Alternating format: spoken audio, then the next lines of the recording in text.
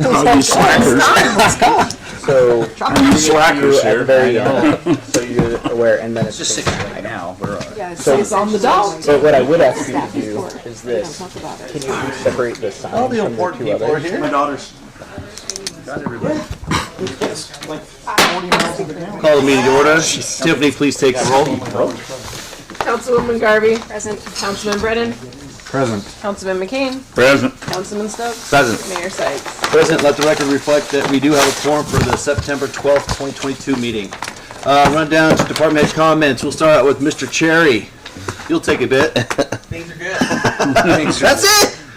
No, things are great.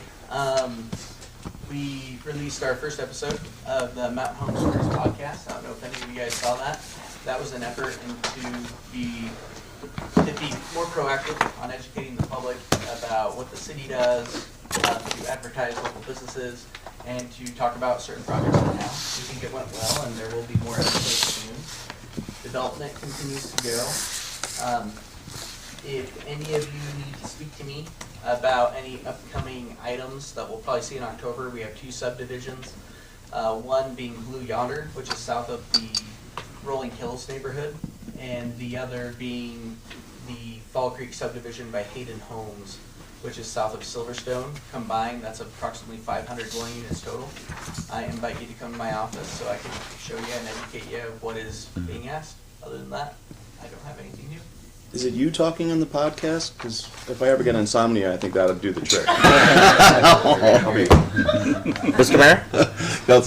Mr. Cherry, you're doing some community event later this month with Betsy, Yeah, correct? Thank you for reminding me. On the 29th, we're doing a event that we did prior, which is what does growth mean for your business?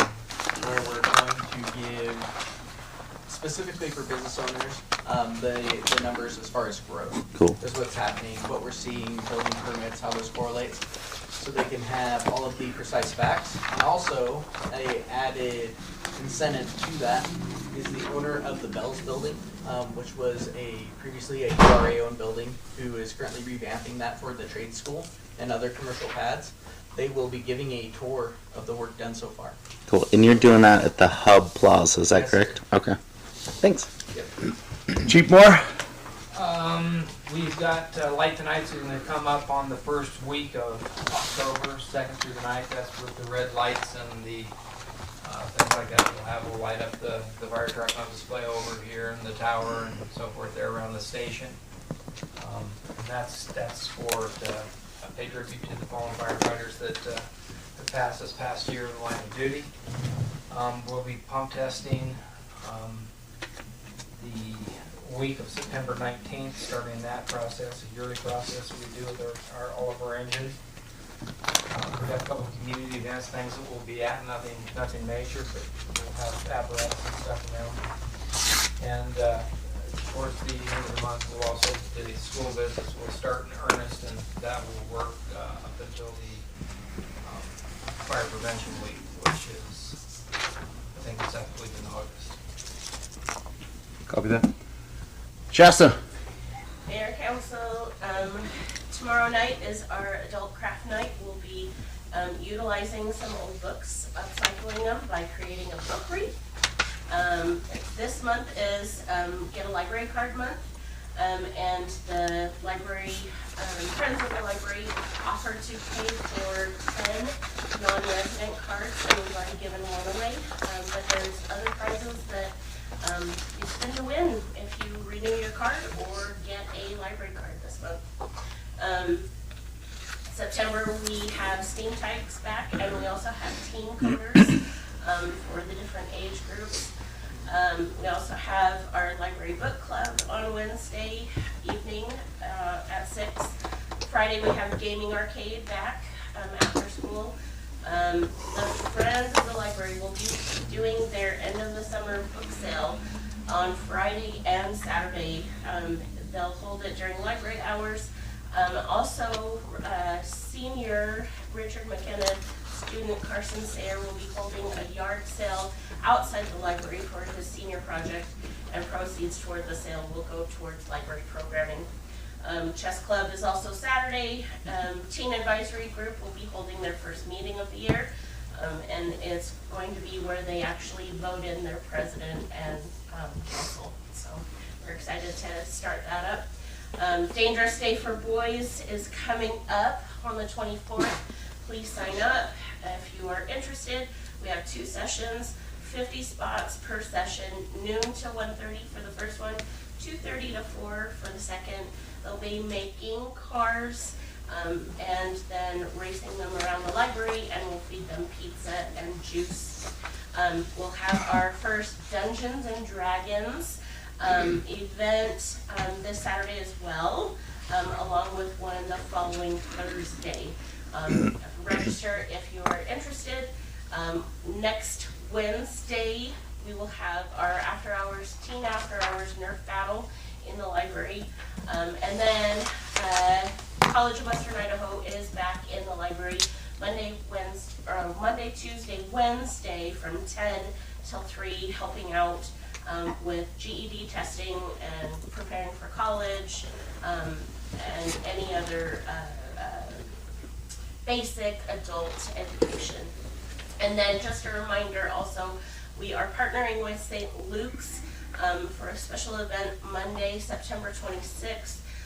The content is mature because we are going to be talking about suicide, especially in our area, and having a conversation of what can we do within our community to help stop that. Chief.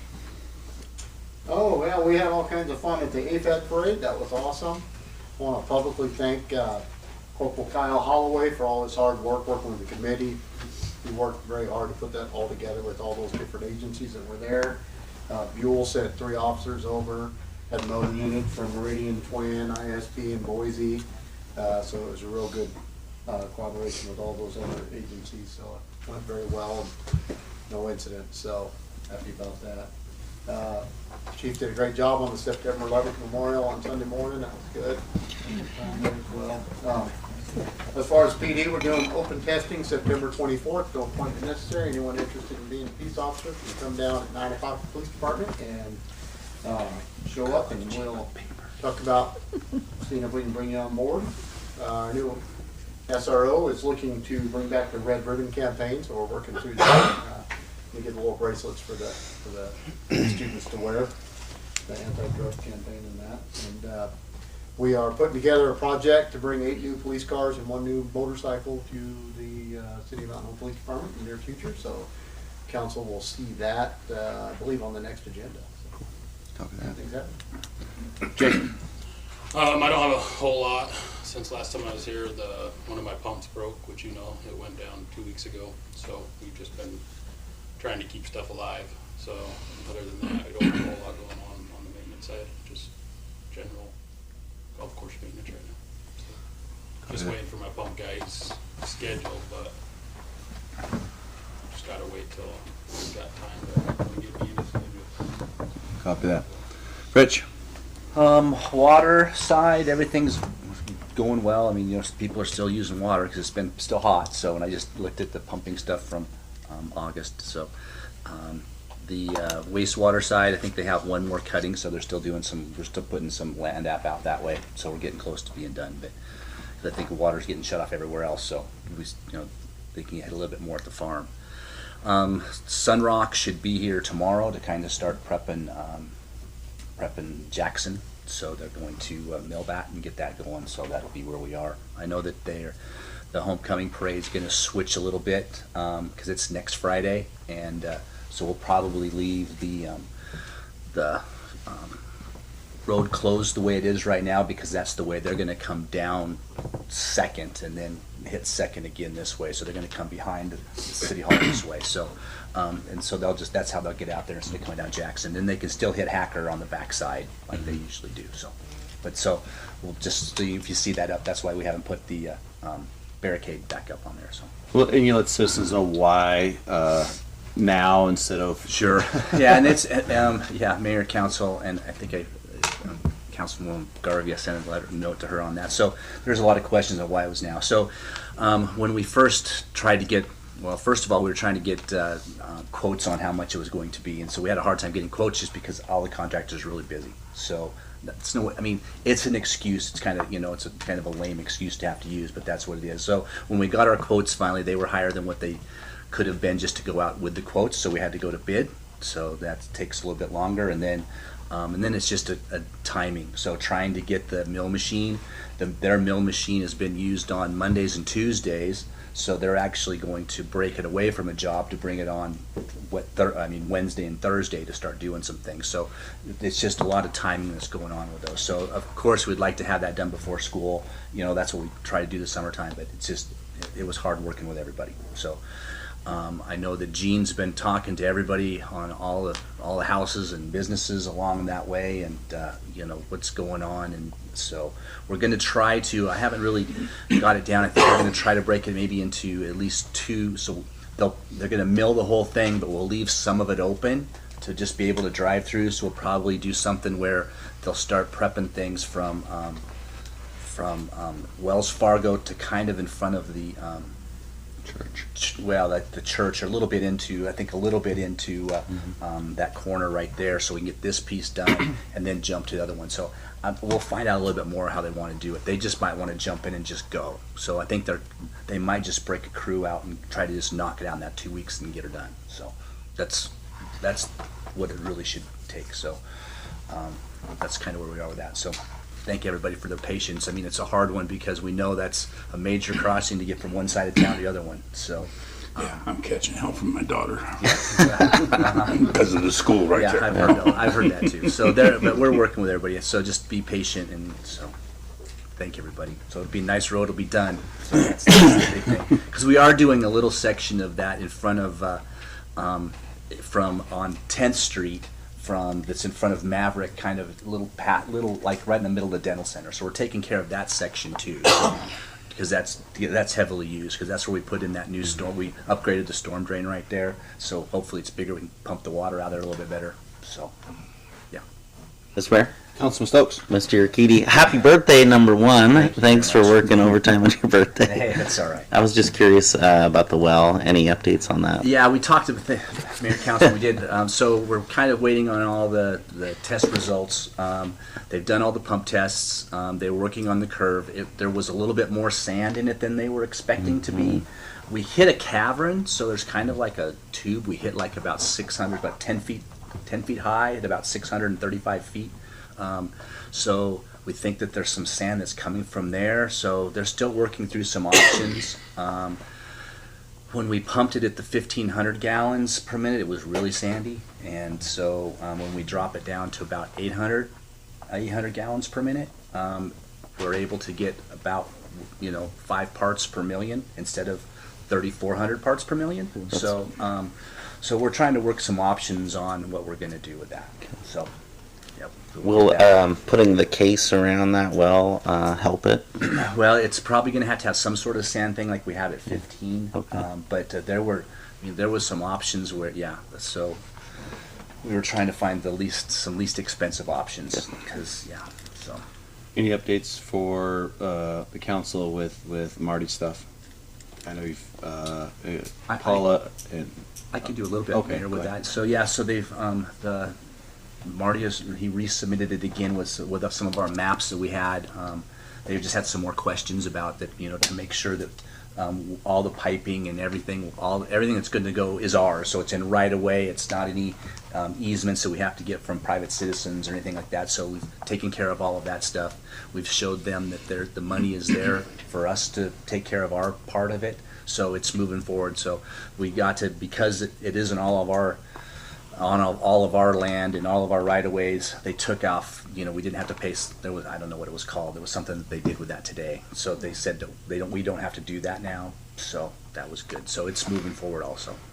And I think they're moving forward with the feasibility study also, so we're working with some, Keller's working with, getting ready to get some meetings with the engineers at the base and doing some different things with that too, so. I'll do that. I think that's Tiff. Mayor Council, I don't have anything. Paula? Mayor, Council, did you guys have questions on that memo that went with the well for the DSIP grant? So we worked with Marty. The overall amount increased, which is why I created the memo to show that increase, and then he had to submit it with a change on the approved water. You'd only approved 3.6, so I did that increase, but did that little offset with capital improvement. So it's not really a vote because you guys approved that bottom line, and that didn't change. It was just a informational memo of what had changed in the budget book. Do you have questions? I know it was a little, memo was pretty dry. Just like me. We still get to use the 4,495,000 Yeah, I wanted to utilize grant, the whole amount. It and then the changed, 2 million because ARPA. of cost increase, yeah. So you want to be able to get the full value of that grant. They'd authorize that much, and so that's why we increased that. I got my questions answered. Okay. Mr. Fitzer, got anything? No, sir. Wowza. I just want to tell all the department heads, wow. I sent you guys a memo this morning and gave you a couple photos for fun, but thank you. Thank you for trying to get back the AFAD back on track since it was down 20, 21, back on track on 22. For having new department heads, I guess, at the helm with that, and having everyone jump on board and everyone pitch in, that's amazing. When you have people for different departments but play for the same team, that's cool. And I want you guys to know that you killed it. Obviously the AFAD committee, they did a great work too. There was a few snafus, some mistakes, but it's lessons learned, and some of them didn't know or didn't have the right information, what they needed. But next year, they're going to hit it out of the park. They've told us, and then fix those snafus. But the AFAD committee killed it too, and we got to send a huge shout out. And hopefully, the citizens appreciated AFAD this year. I was a little disappointed that we didn't have as many parade entries. Usually, we got like 110. Usually, I think is where it's at, but they only had 58, 60. So. But like I said, we'll come back stronger as Mountain Home always does. I want to send a huge shout out to Betsy that sat on the AFAD committee chair, and then also for coordinating the 9/11 memorial ceremony with the chief, the 366, Elmore County Rescue, EMTs that were there. That's cool. Sheriff too, the sheriff, yeah. yep, the Elmore County Sheriff's. That's like I said, people with different departments playing for the same team. The team is the citizens of Elmore County and the citizens of Mountain Home. So that's awesome. That memorial service was phenomenal. Chief, you killed it too. It was neat. And I think like to thank everybody that participated and all the department heads that walked, that could make it. That was cool to see everyone walking. I know Chief doesn't love us anymore, Chief Connors. He didn't want to walk with us. I see how it is. I'm working. Yeah.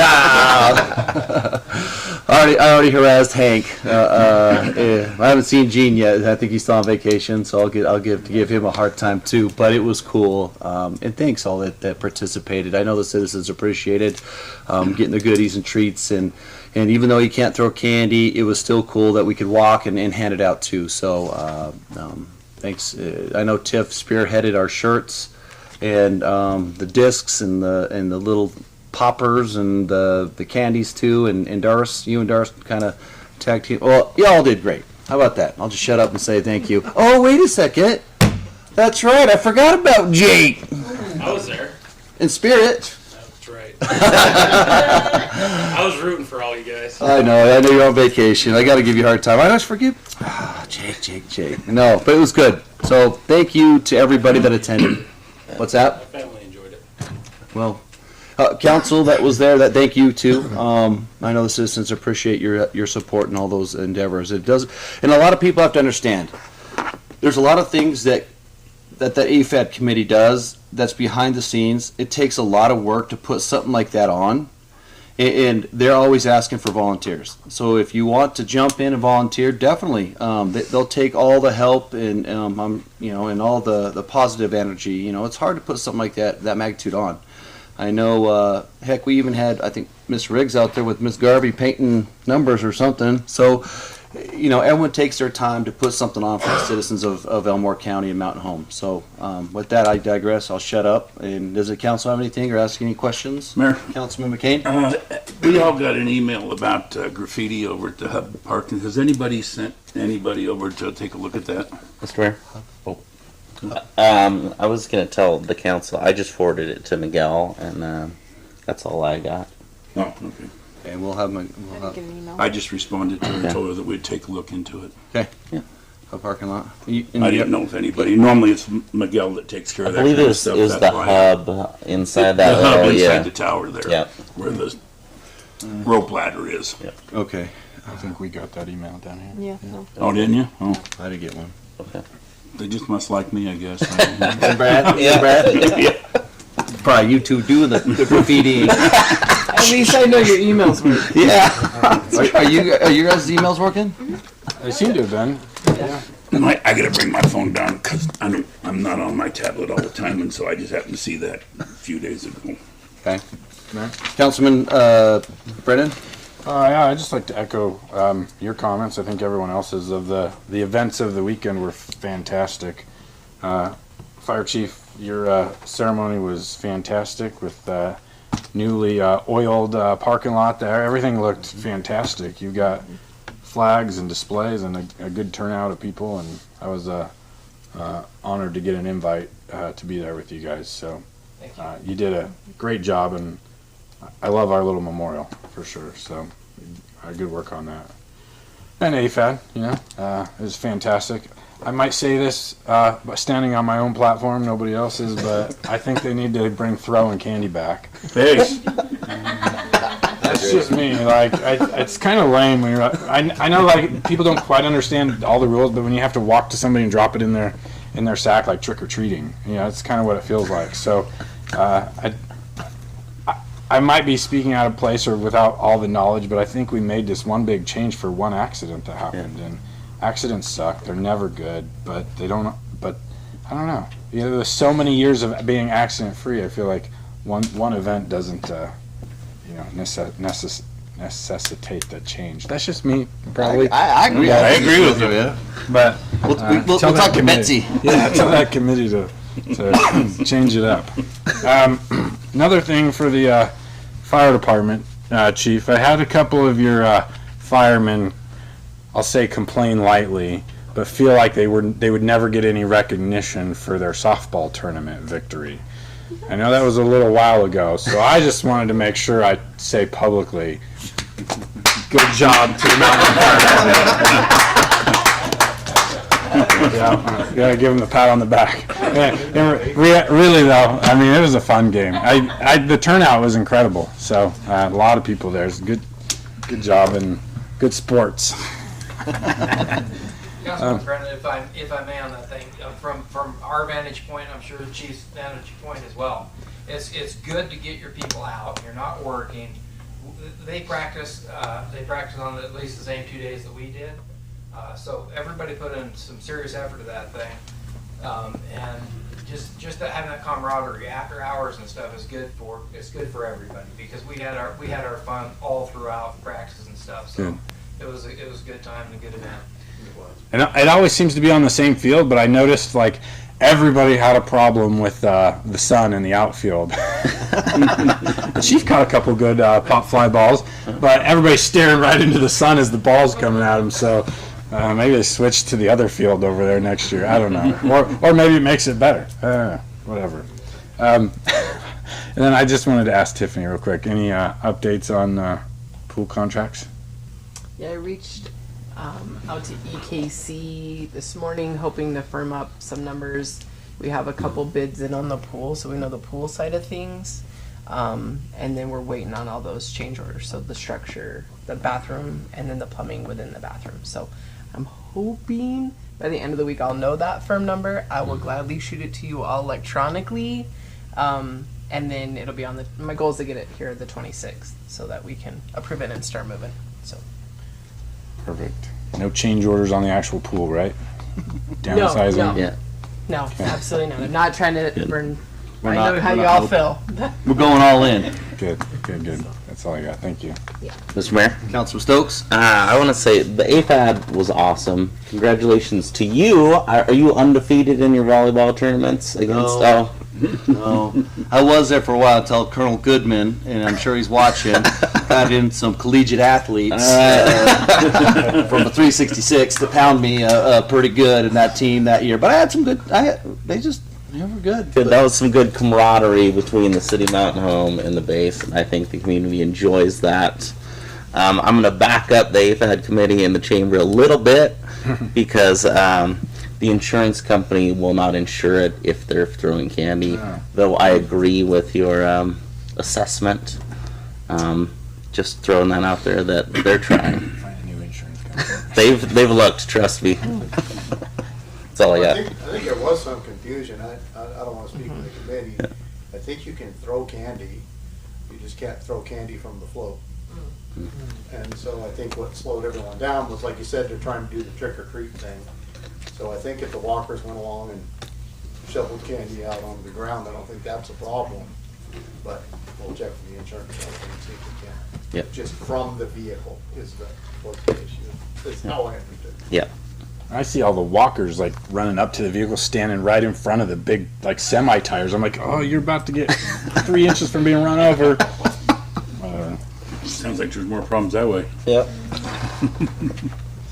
All right. On a positive note, I got my workout in for the day. It was an intense walk. I had 10,000 steps before 11. Well, when I was driving our vehicle, that said, the police were going, you need to speed up. I go, I'm going 3 miles an hour, and these guys are running behind me. I'm not going to go any faster. Sorry. So. Can't go any faster. All right. Let's run down to conflict of interest. Has any council member received information pertaining to or otherwise had any contact with any person regarding items on this city council agenda? If so, please set forth the nature of contact. Mayor, Councilwoman Garvey? I have talked to TJ Gomez about his golf contract. Copy that. All right. You're not hearing anything else. We'll run down to the consent agenda. Council members, what do you guys want to do with the consent agenda? Do you want to pull a letter, talk about it in more in depth? It's only to F. Mr. Mayor, Councilman Brennan. I'd like to make an edit to the special city council meeting minutes from September 2nd, 2022. There was no vote recorded in the minutes. And I was absent for that meeting. I knew there was a quorum, so I wasn't able to make it. But if we could change that through interlineation to put the appropriate vote in there. Yeah. Okay. That was letter A on the September what, 2nd? Yes, sir. Okay. Mayor, Councilwoman Garvey? I don't necessarily want to pull F. I'm okay with it, but I would like to add that, first of all, I think the fiber guys need to be a little bit more careful and cognizant of the location and the property boundary lines that they are drilling holes on. And also, I would like to see concerns like this in the future addressed in a timely manner. I think that was most of the frustration from the Novagerm family, so. But I think we just need to be very careful of not placing city property on personal property. And that was, I'll take that one. That was my fault. We assumed that the pump house was our property, or we didn't know the fence line was on the property line. So when we did that grant 2 years ago, Yeah. the sawtooth directional drilling, all them, we placed it, put it on there, not even thinking that was his property, thinking that was ours, because if you look at the line, if you really look at I it, went out there. yeah. So we're like, oh, that's our property. So yeah, we'll Yeah. make sure that. There are several other signs on that Correct. property as well that might need to be addressed. Correct. So just, anyway, those are my 2 cents on item F. Copy that. Yep. And any other property we've gone through, we've always had an agreement with said property owner. Perfect case in point was Mary Ann Bates' property. We went through her property. Wait, sorry, not her property. It was, no, I guess it was her and her brother's property over off of Mountain View. And we asked, hey, can we go through there to get to the street department building, and we did an MOU and all that, and so that's all comes up. But yeah, no more, yeah, we got it. For sure. Councilman Brennan. I'm kind of, I guess, clueless on the backstory. Did we? This is kind of making up for an accident, is what this is. Yeah. And given a connection. Yep. For it. Okay. All right, council members. Mr. Mayor? Councilman Stokes. I'll make a motion to approve the consent agenda as printed, noting the, through interlineation, adding the vote to the special city council meeting September 2nd, 2022, in which I believe the vote was Councilman Stokes, aye, Councilman McCain, aye, and Councilwoman Garvey, aye. Second. It's been motioned and seconded. Any further discussion? Hearing none, I'll call for the question. Councilwoman Garvey? Aye. Councilmember Brennan? Aye. Councilman McCain? Aye. Councilman Stokes? Aye.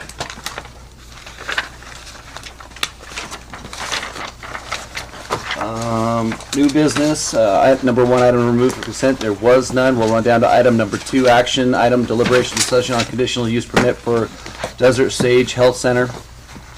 Council members.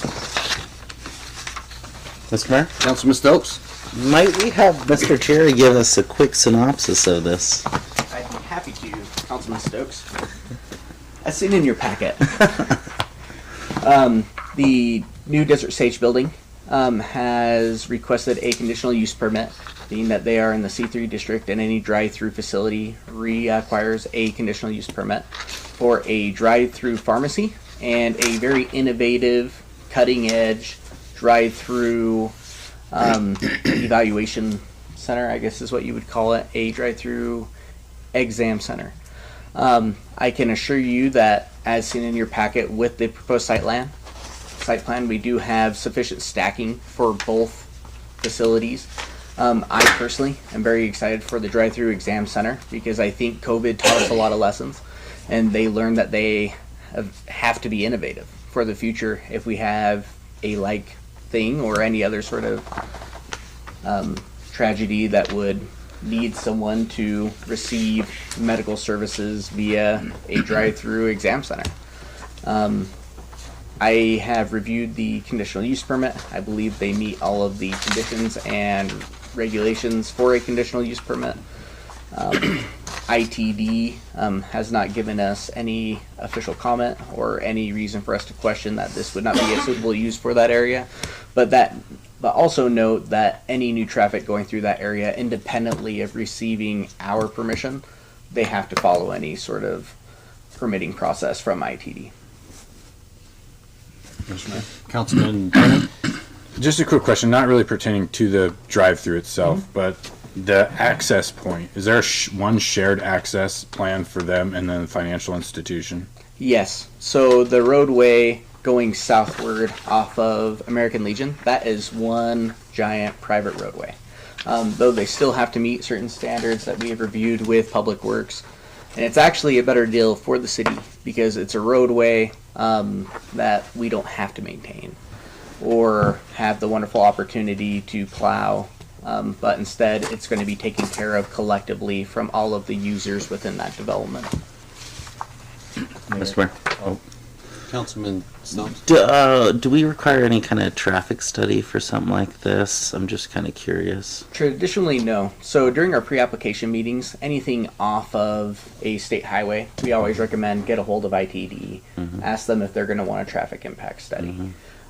Being in such close proximity, the applicant had received no formal response for what they are doing. I believe ITD is favorable towards developments within there because there is only one entrance. They're not popping in different entrances. Okay. And I'm guessing, so, Desert Sage, their old facility, or the one they're at currently, is still on the same road. Yeah. So the current patient load and all that shouldn't be really affecting traffic generally, right?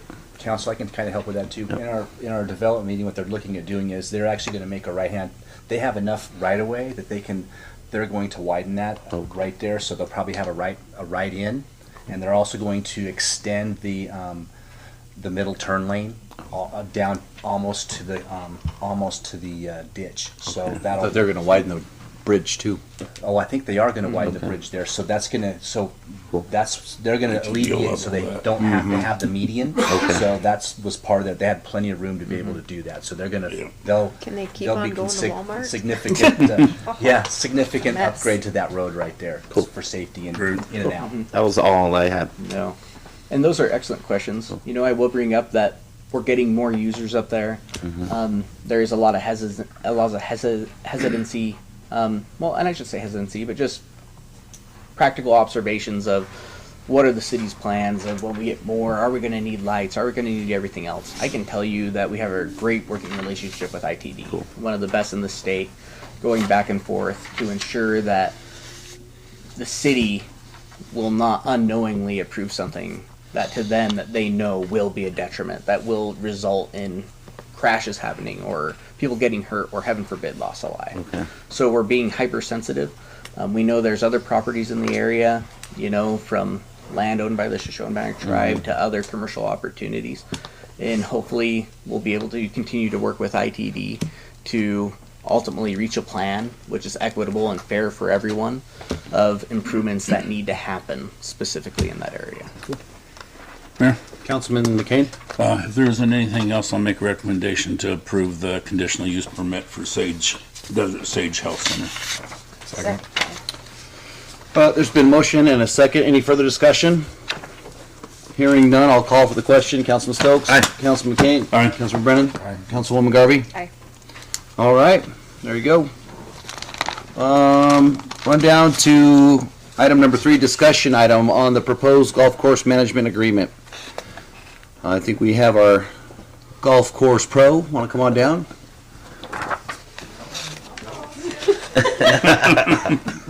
She says age before beauty. Sure, you have to come with them.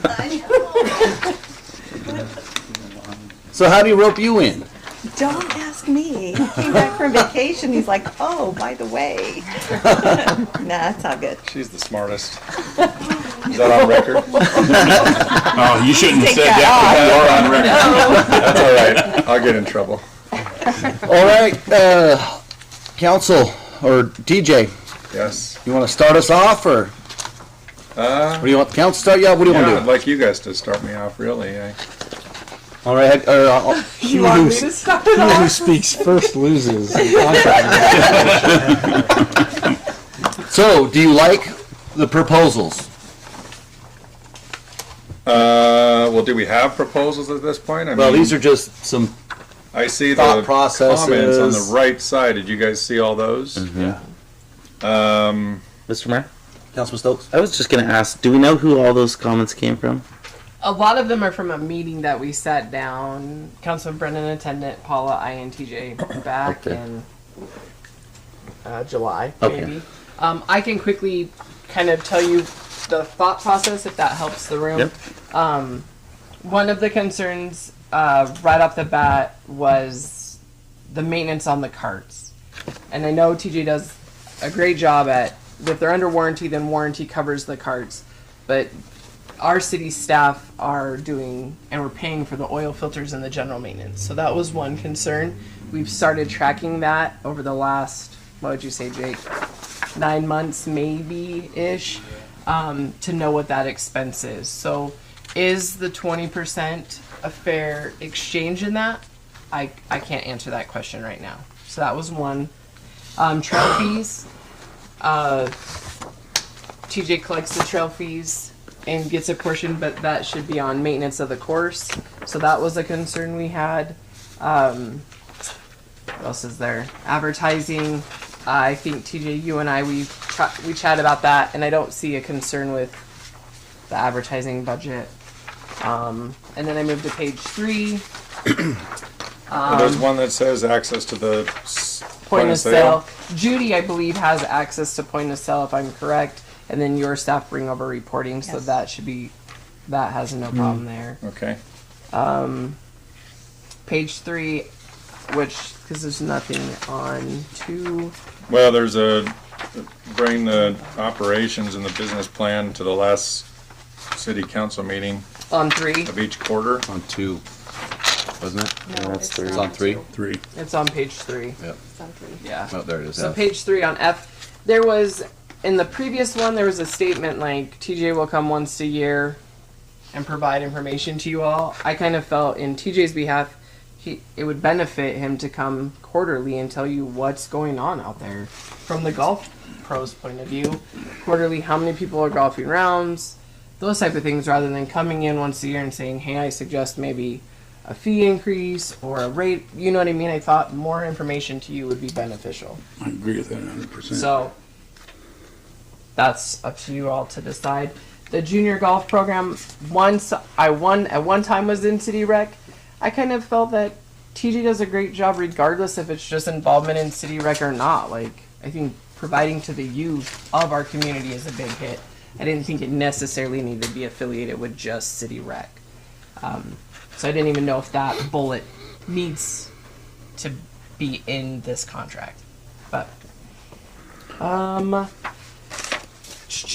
what is that? The L, this statement has been, this bullet was in the previous one. We don't have the form. I'm assuming that's for tournaments. I can't tell you what that's for. TJ kind of was like, I don't know what form you're talking about. But special event contract, the logistics, the cost, neither one of us know what that bullet is addressing. So I either think it needs removed or we have to create a form. TJ, would you agree?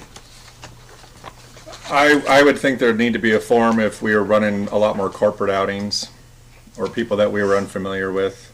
The tournaments that we have, 99% of the tournaments that we have been there forever. The bigger ones especially, they're year after year. We basically save the date for them. The St. Luke's, the Chambers. We don't have huge construction companies coming in with 150 golfers every Thursday and Friday. The microns, that's not our market. So I don't think the form in this particular case is a big deal.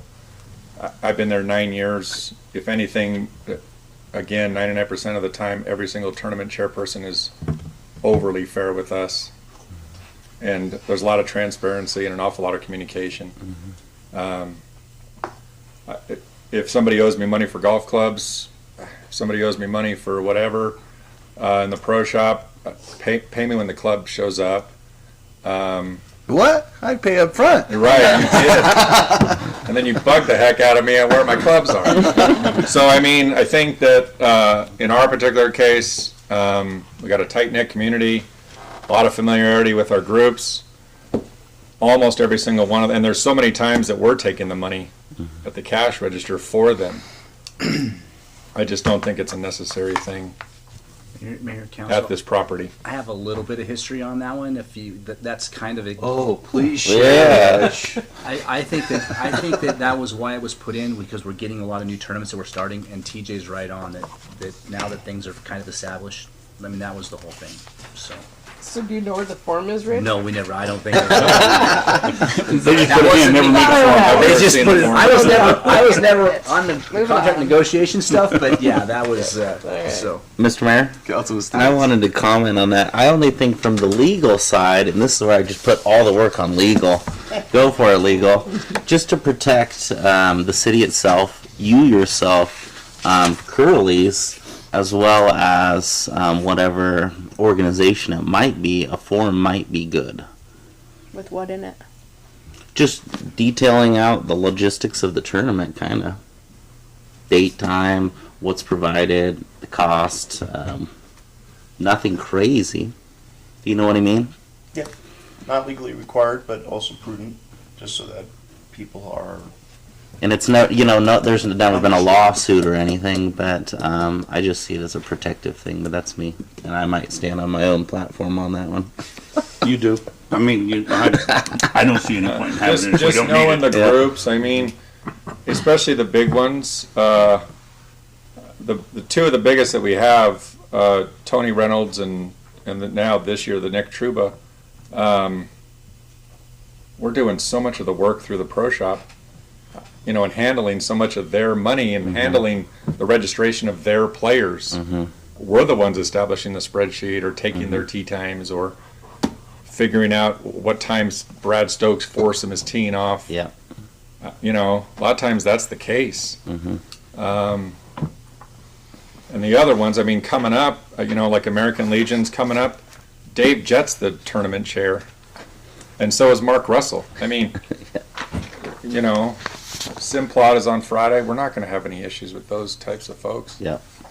If I felt like any of us were in an awkward spot, I would say so. But when you got those types of people that you're dealing with, and the events are year after year, you know, that's just my opinion. Let's not get a form that we don't need at the time. If we do need it, we can put it into effect at any time. I'm sure that he wouldn't have any problem if we had to add it to his contract later on. Because if we're not having problems, let's not try to make a problem. That's L. Yeah.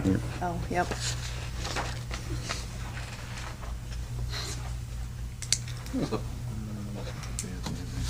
So this is the one that said how many.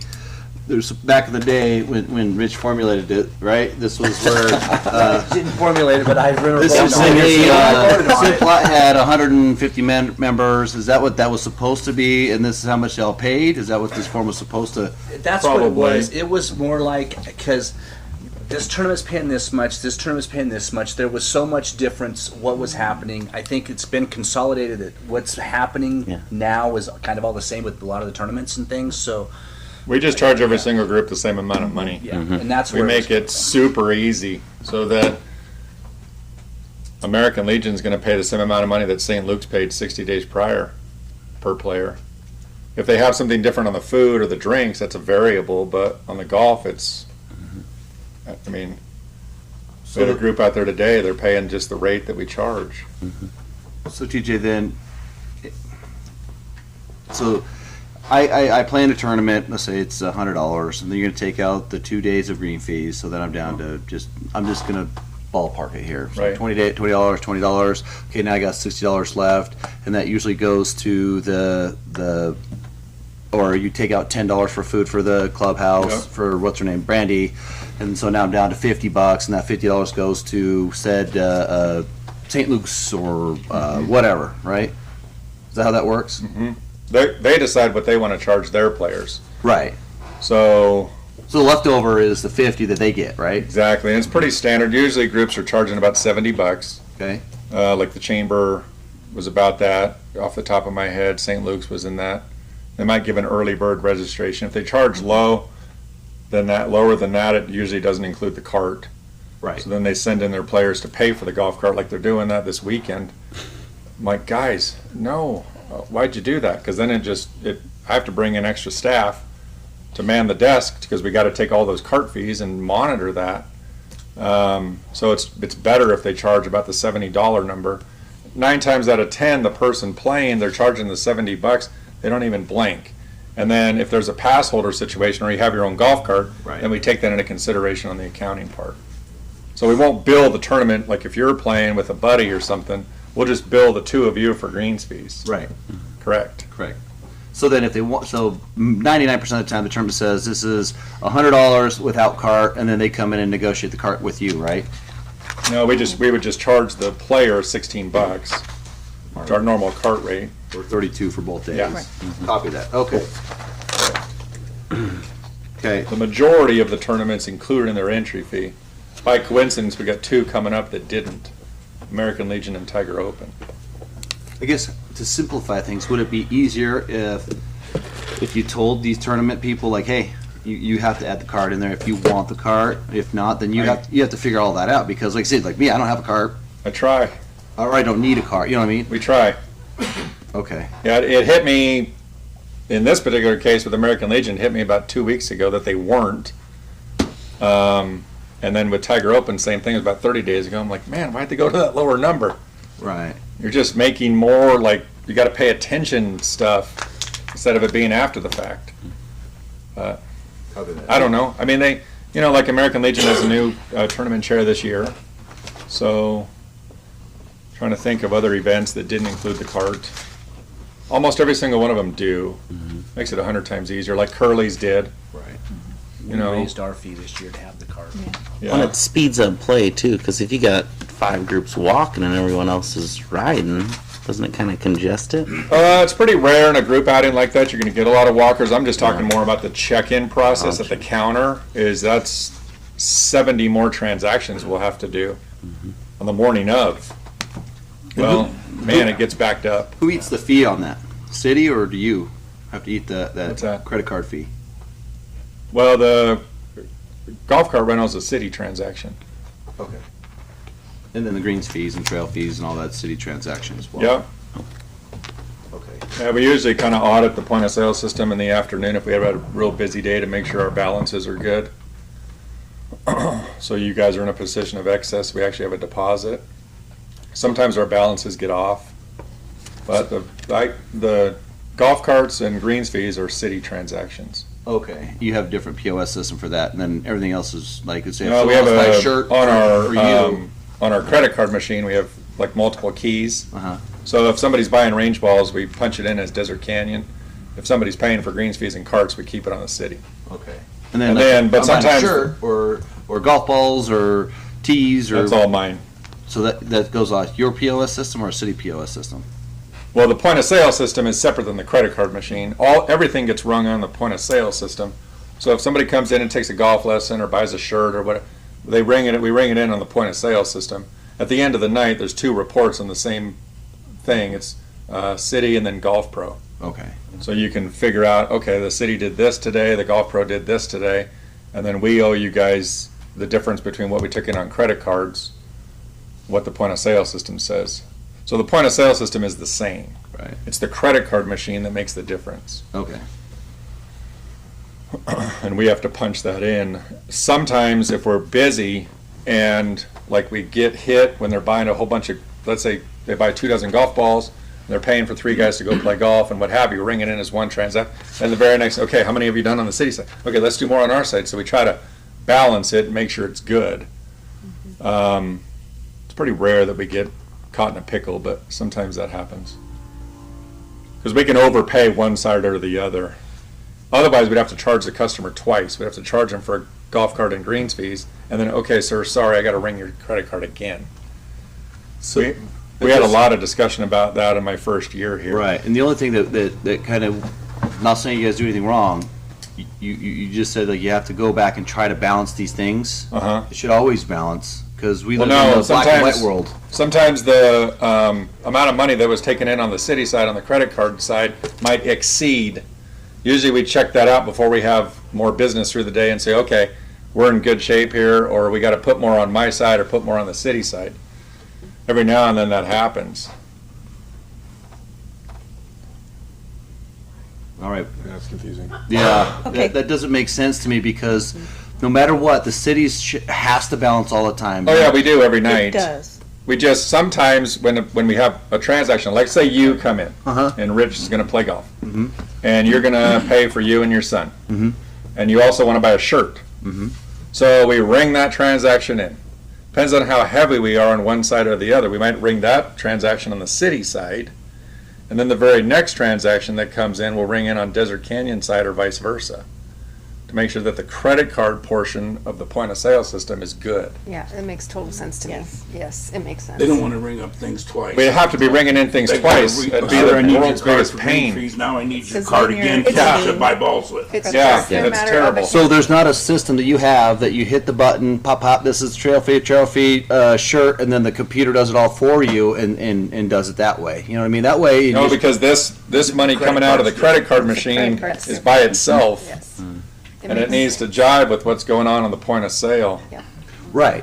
The You're point of welcome to sales come shows on by. I up, can but the show other you doesn't. exactly what I'm talking about. It's really not that complicated. It's It's just just the something we way have to they're pay doing their attention accounting. to. That's all. That's what I'm just saying. I mean, to me, there's got to be like when I hear it's not jiving on one side or the other. That doesn't sound. We had this conversation in depth my first and second year working here, because I said that exact thing. Otherwise, we're gonna have to stand there and charge people two, and then if they change their mind, sometimes you're charging the same person 3 times. Right. No, and I get it. No, that's what I'm saying. There's got to.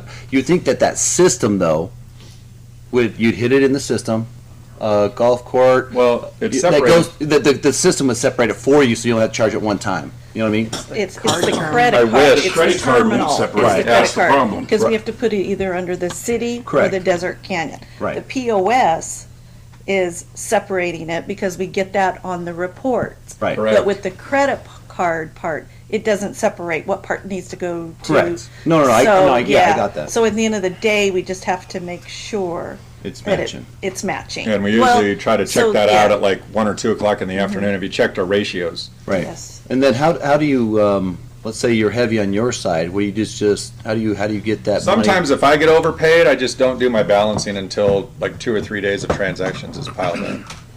So I don't balance every single day on my side. I might, if I'm out of town or I left early or I didn't have time the next morning. Okay. So sometimes a couple days pile up. If it's one day that I'm off, I'll just wait until 2 or 3 more days go by. And then it fixes itself. Okay. Yeah. Councilman Brennan? When you're collecting just the credit card terminal and you have a transaction with both city and Desert Canyon materials on the same charge, I think the mayor asked this earlier, I didn't understand really, is the city biting the bullet for the credit card fee on the whole thing? Well, the city would be biting the bullet on any credit card transaction that we're bringing under City of Mountain Home, but it ends up at the end of the day working out both ways. I mean, there's a few times throughout the day where all have a half a cart and maybe let's say they're a $2 pass holder and they're riding and they take a golf lesson. That's a $78 transaction, so that's $18 that's going to the city side, but since it's a $78 transaction and most of it's coming to my side, I'll ring it under my side. So throughout the day, it kind of blends itself. You'd have to be standing there, I think, to really have a great understanding. But throughout the day, it kind of fixes itself. And we watch that. Like every now and then, we'll make a mistake and we'll ring a driver or something on the city side, or we'll ring a season pass on my side. And it's like, whoa, how'd we get so far off? And we have to, kind of balance that back out. I've made that mistake. I've made that mistake within the last year where I've rung in a membership or something like that on the wrong side. So Hit the wrong button, sorry. those ratios are pretty good. I mean, there's not a lot of cash, so you got to kind of, it's pretty rare that you have a huge monster cash day. You're going to have maybe owe the city $250 and owe me $250, and all the rest will be credit card charges. Okay. And trust me when I tell you, we're both taking it in the shorts on credit card fees. I mean, Is that the city's, is that the one we negotiate with our credit card person and that's the best we can get? Yeah, it's actually being run under a utility contract, even though it's at the golf course. And when TJ switches the credit card, he's paying that fee. The city's not paying the fee. He has his Yeah. own fees to pay. Okay. my credit card fees are through the roof. I mean, He doesn't like them, but he's gonna use our point of sale system. That's the fee. yeah. Copy that. Okay. Sorry, we got kind of sidetracked there. Can we get back on Run track? back The to contract. X. Or wait, sorry, not No, X. we're on page 4. So we're on page 4. So again, I just highlighted trail fees because it's in R. Those are just kind of my notes. Again, this ultimately your guys' decision. That with- trail fee is fine with me. Throw that in there. So, B. and then X is again carts, discussing carts. And then if we move down to B, which is the driving range. So I had a couple, we had some discussions, one with some staff, and then I know Councilman Stokes reached out, kind of questioning the driving range and then our maintenance side of it, and then not recouping any costs of it. So that kind of got brought into it. We've had Jake and staff kind of monitor their time out on the driving range, trying to get it back into shape after a week's worth of range balls, I guess. Sorry, I'm not a golfer, so. Mr. Mayor, or Tiff, can I interject? Go ahead. Yeah. TJ, I was just, I guess it was only my curiosity with the range. It's my understanding, and maybe I'm incorrect, but I was imagining we fertilize it, mow it, And I just thought maybe Water it. yeah, water it, 10%, 90% deal would be somewhat fair to you. But I also recognize that you have to pay people to go out there and pick them up, pay them to clean the balls because they get dirty, provide all the balls, and there needs to be some fairness to you on that as well. So So what would be a good, yeah, and Jake's time and his team's time is quite substantial. So what's your thought process? We know we have discussed it today, but it just think about it. You know what I mean? Just think about it here moving forward. That was what B. Mayor. So, Councilwoman Garvey. Sorry, I guess if we're just gonna kind of just interject some thoughts as we go. So, in talking to TJ, I kind of got down to the basics of this as well. The range balls are $5,000 a year. Is the city willing to take that cost on if you're going to start cost sharing with TJ? And he has to, it's 15 hours of labor times 30 weeks of driving. He has to, that's his wages. So to start taking away just 10%, is it really for what? So what I ask for you guys is I want to see hard numbers of exactly what the city, in particular the maintenance guy, is putting into this to see how this is going to outweigh. Because are we going to start $5,000 in range balls? Is that going to be worth the 10% the city will get, or 20%? The city's buying range balls and we get 100%. Minus the 15 hours you know what I mean, day will. I wouldn't be excited on signing up for anything that's going to reduce my compensation. I mean, that's what I have to say on the subject overall. I think we work extremely hard. I think, I got 2 kids out there picking the range tonight. We have to do a clean pick. We pick the range about 4 or 5 times a week on a busy time. I think I meet the community halfway. I don't charge the golf team anything at all for using the driving range. There's a lot of golf courses that restrict range bucket usage. I've talked to a couple high school coaches directly. They get 2 to 3 buckets per team per day. I think my team hit today at 12 buckets, all larges, which means they hit 1,200 range balls. I'm happy to provide that to the golf team. That isn't part of my compensation through the high school. It's just something that I've always done in the last 9 years I've been here. And there's not a whole lot of money to go around. I mean, the range is busy. I get it. I think we're doing a more significant amount of business activity, but I also see the slow times. And we sell a range pass. Man, that ends up being a good deal for the customer, especially if they utilize it. Yeah. So there just isn't any percentages to go the other way by the time you factor every piece of information. There's a nationwide range ball shortage right now. So I had an all or nothing opportunity in the spring, and here I was with these contract questions, and the guy said, "There, you can take them all." It was a course in Wisconsin. One of his partner accounts said, "You can have them all sent to you right now." I said, "Man, I really only need like 15 or 20 boxes." "No, you got to take all of them." "How much is that?" $5,000. "Thanks. Go ahead and send all of them." You can't get range balls right now. You can't get bowling pins right now. It's the same exact thing when you try to call TaylorMade Golf and order golf balls. They're on an allocation. 2.5 years ago, I could call up and I would have vendors fighting for my range ball business. Now I'm calling the vendors trying to find range balls. So I just think with all the effort, it was in my contract originally. That's the job I took. And I don't think the product that I've delivered on my side has gotten worse. We try to keep our range balls really fresh and clean. I mean, I had to buy a new ball washer like 3 years ago. Our ball washer took a dump. That was $1,000. I came to the city and asked for a little bit of help. I said, I'm spending $1,000 on a new ball washer to keep the range balls clean. It's part of our product overall. Just like the golf carts, we try to detail the heck out of them constantly. That's what the golfers are spending their. I have comments all the time. "Man, you guys have the best range balls around." So I don't know.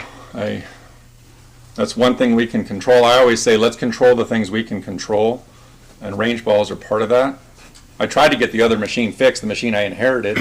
Well, shoot, I'm like $300 deep on parts just to get the thing fixed.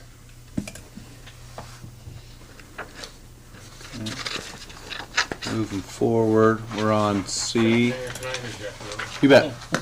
I don't know what the right answer is, but I can tell you that the city spends over $5,000 on the range a year.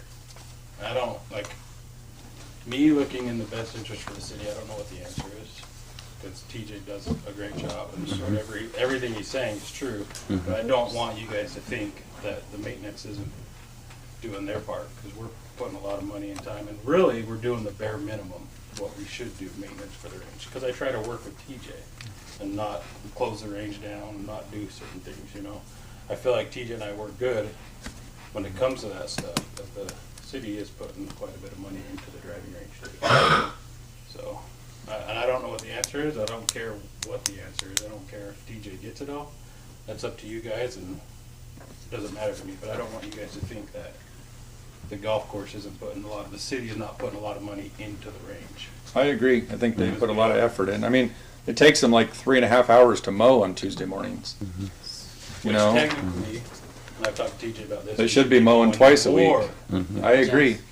But it's a But we pain in the work butt to be together. closed. Yeah. I mean, we have to close. We had to close tonight at 4:30, and then we can't open on Tuesdays till after 10 o'clock.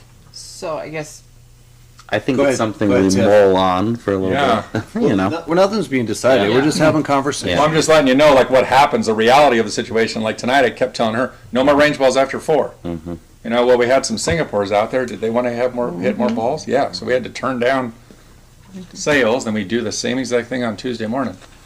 Take a cart and 18 holes and a large bucket. Sorry, sir, you can't hit balls till I have a 9 o'clock tee time. Also, like TJ, so like we're working, TJ and I are both working together on getting a permanent mat in the back, you know, and it's city pay half, and then he comes up with the other half. So I mean, we work together, but it does cost a lot for both sides. Tiff, you're going to say something, sorry. I think if anything can be hit on is if it can be picked twice a week. One, that saves Jake and his guys spending additional time in that area mowing it, which then prevents them from getting to other areas of operation. So then I think that, to me, seems to be some of the delay. I asked him to track it, and he did it for almost 3 weeks on how long it took his staff. It took them almost combined, his staff members, it was 11 and a half hours to upkeep the range after you guys picked it on a Tuesday morning. So that's counting like every day work. Right. mowing. Yes. The day that TJ picks it on a Monday like tonight, and then it takes us, usually it's close to about 6 Right. till 10 o'clock in the morning. And usually I have, if I'm doing, so like, when I say bare minimum, every day I should have somebody out there moving where they hit from the day before, which I don't do because I don't have the manpower and stuff to do that. Fill sand and seed where they hit, move it back to the next spot. Fill all the sand and seed buckets, the garbage. We don't even have a cooler out there right now just because of time and everything. The water for club cleaning. That should be done every day. It's not getting done every day. So when I do sand and seed, I usually will let the whole, like a big chunk, like from here to there, or whatever, you know, get beat up with divots. And then we spend a day, usually 6 to 10, filling in all those divots with sand and seed, fertilize it, then we gotta water that all in. Usually, at most courses, that's done every day, so it's done like that section, You're moving the lane. and then you move Yep. it back, Yep. then that section, you move it back, so that has time to heal. Right. But it's a little harder for us just because manpower and just the way, I feel like the way Teach and Ag got is probably the best we can make it happen. But it does take a lot of manpower and time to maintain a driving range. You gotta think about it. There's hundreds of people on that range every day taking divots out. How does that grass get healed back in? Maintenance. Right. So I mean, it's a lot of work both ways. Okay. Let's run down to a letter Turn the page. 6. Page 6. 6.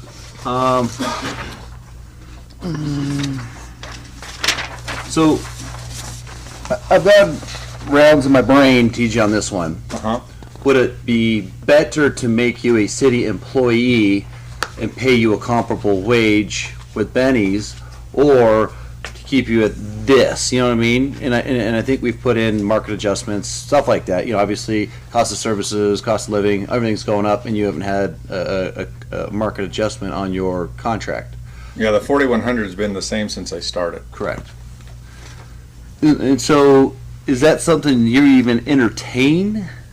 Like, hey, would it be better for you to be? You keep I all don't know, your. but I would have to see the whole picture. I mean, like you keep your. We're open dawn to dusk 7 days a week. Right. I've heard golf pros, they go into that situation, they're miserable because the city doesn't understand. That's always kind of the rub about like the labor that's needed. You know, things like the drive. Trying to man the pro shop 7 days a week from dawn to dusk. I mean, it wouldn't be just this number. No, I'm not saying that number. You know, it's the you would number. be Yeah, no. I'm saying quadrupling that number just to make the equation work at the minimum. Quadrupling it?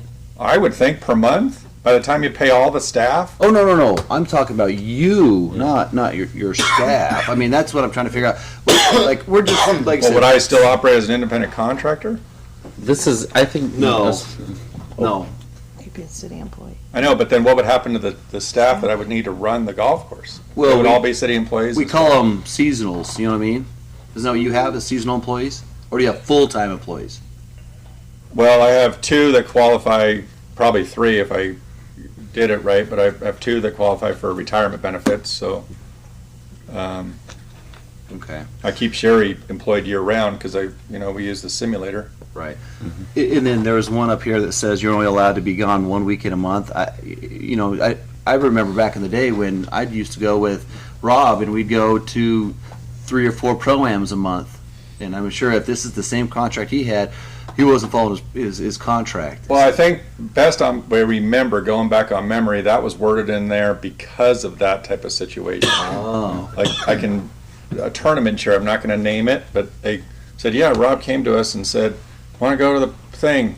And then, I also want to take my son. And the tournament chair is going, wait a minute, we got a tournament this Saturday. Right. Well, you guys can get it started. So I think there was some protections put in here, and I told Tiffany that in our meeting. I think some of these words in the contract were because the city had kind of gotten burned in some areas. So the pro-ams, first of all, I don't play in a lot of pro-ams. They're awfully expensive. And I got to always justify how many hours out of the shop can I take. Right. So yeah, would I love to go to, I got people asking me all the time. There's a lot of heartburn about that we don't go to pro-ams, but I just have to kind of fend them off. I don't have a playing allowance. Like I've had jobs in my career where you have a playing allowance, where you can spend up to $1,500 on entry fees or something like that, which you'd burn through that in about a half dozen events. And that's the reason why I don't go to a lot of them. Right. So I think the 2-dayers or the 3-dayers, that was to avoid keeping you there, I guess. Yeah, because you could sign up for an event almost every single week. Oh yeah. And some of these, like my fellow professionals, bless their heart, they go to some of these things. I'm thinking, man, how are you guys off property that much? Right. That makes sense. Way. That's good to know. I didn't know that. Mr. Mayor? Councilman Stokes? I was going to comment on making TJ a city employee and go against that, only because I think it creates such a gray area of him being a city employee and having a business in there. I like having him as a contractor. Right. I don't know what legal might say over there, but I like having you as a contractor, Oh, no, it makes sense, yeah. Like I said, if we're just throwing out ideas, I just wanted to know what your thought. I guess I've kept. Well, being a contractor definitely has its pluses and minuses. It's not all a bed of roses.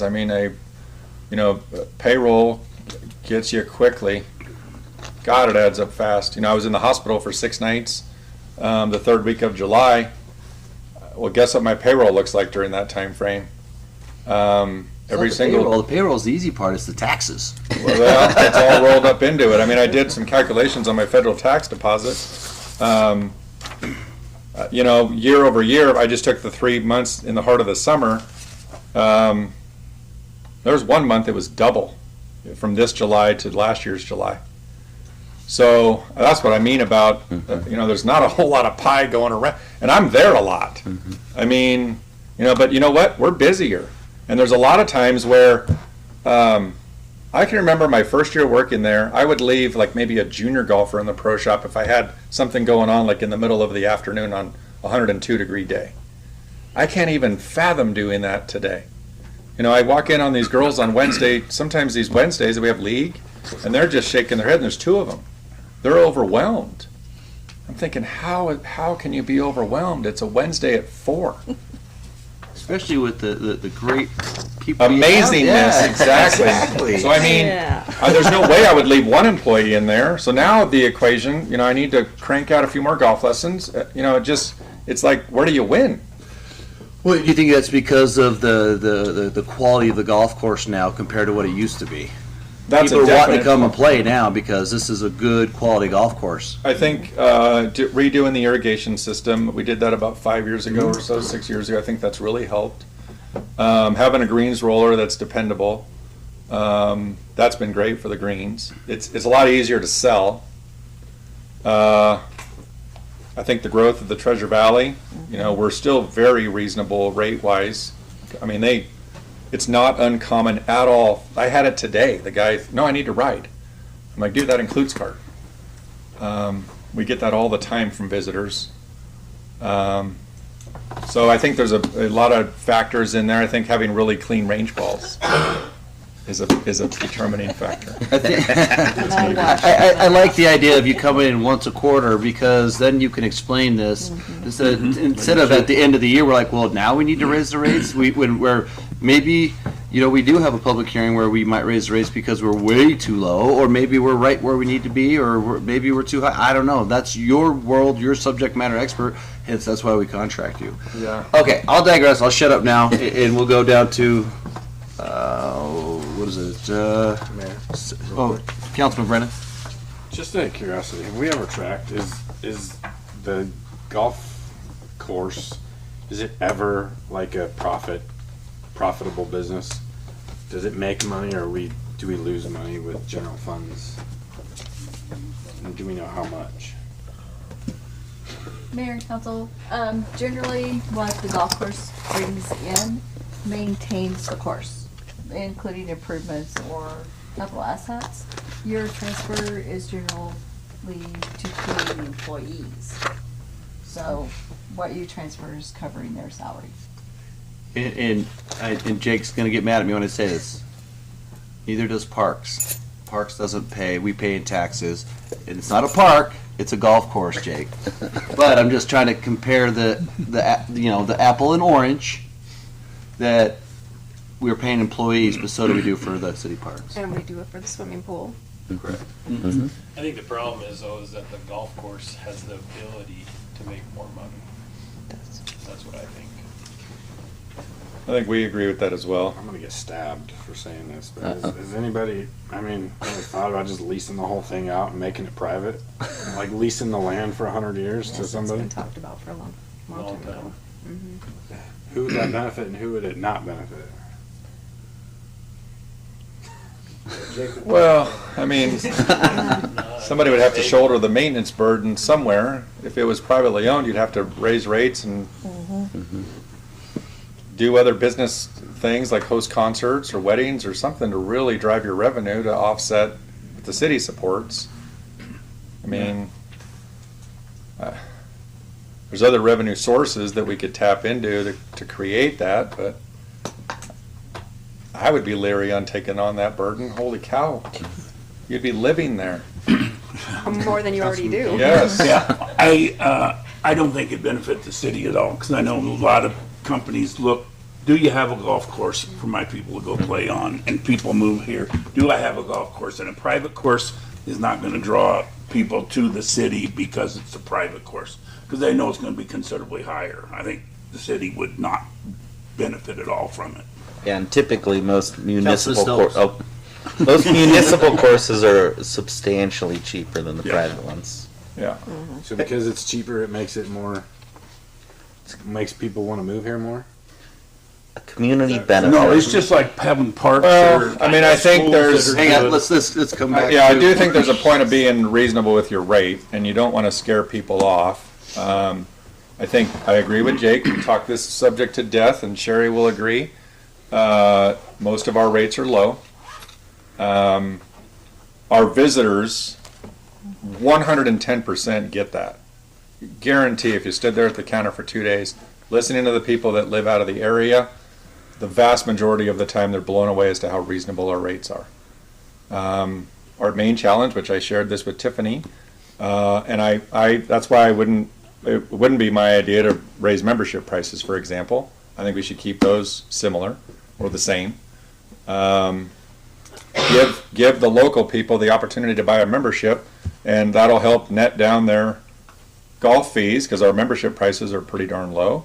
$280 for a weekday and $550 for a full season. So help our local people by keeping those numbers lower than market, totally fine. Raise the transient rate up a little bit. It makes a big difference on your numbers.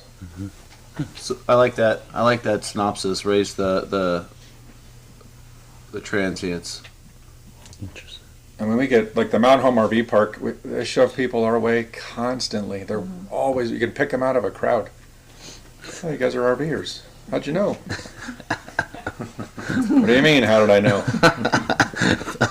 And we get them, it's like snowbirds. It literally, they come back. We have a guy that lives we have a husband and wife that live in San Antonio, and it's like the golf course is, honest to goodness, the main reason they're here. Every summer. And the same thing, I gave a guy a golf lesson today. He said they're contemplating 2 years from now, they plan out that far in advance, spending 6 months in Mountain. They love the golf course so much. All right, let's run down to 7. Page 7. How many pages we got? We're almost This there. is, yeah, this discussion is. Anything on there you want to discuss, TJ? Hearing nothing, we'll go to Well, page 8. Oh. I don't think the ratio's out of balance, but whether that's shared or not, I don't know. Mayor? Councilman I'd add a Stokes. comment. I was always against the bonus, but then I did research. It turns out 100% of golf pros get a bonus. Like seriously, 100%. It's true. Still against it, but I have one thing in here is there's a statement in here that we'll pay this based off of TJ's numbers or whatever he provides us. I disagree with that.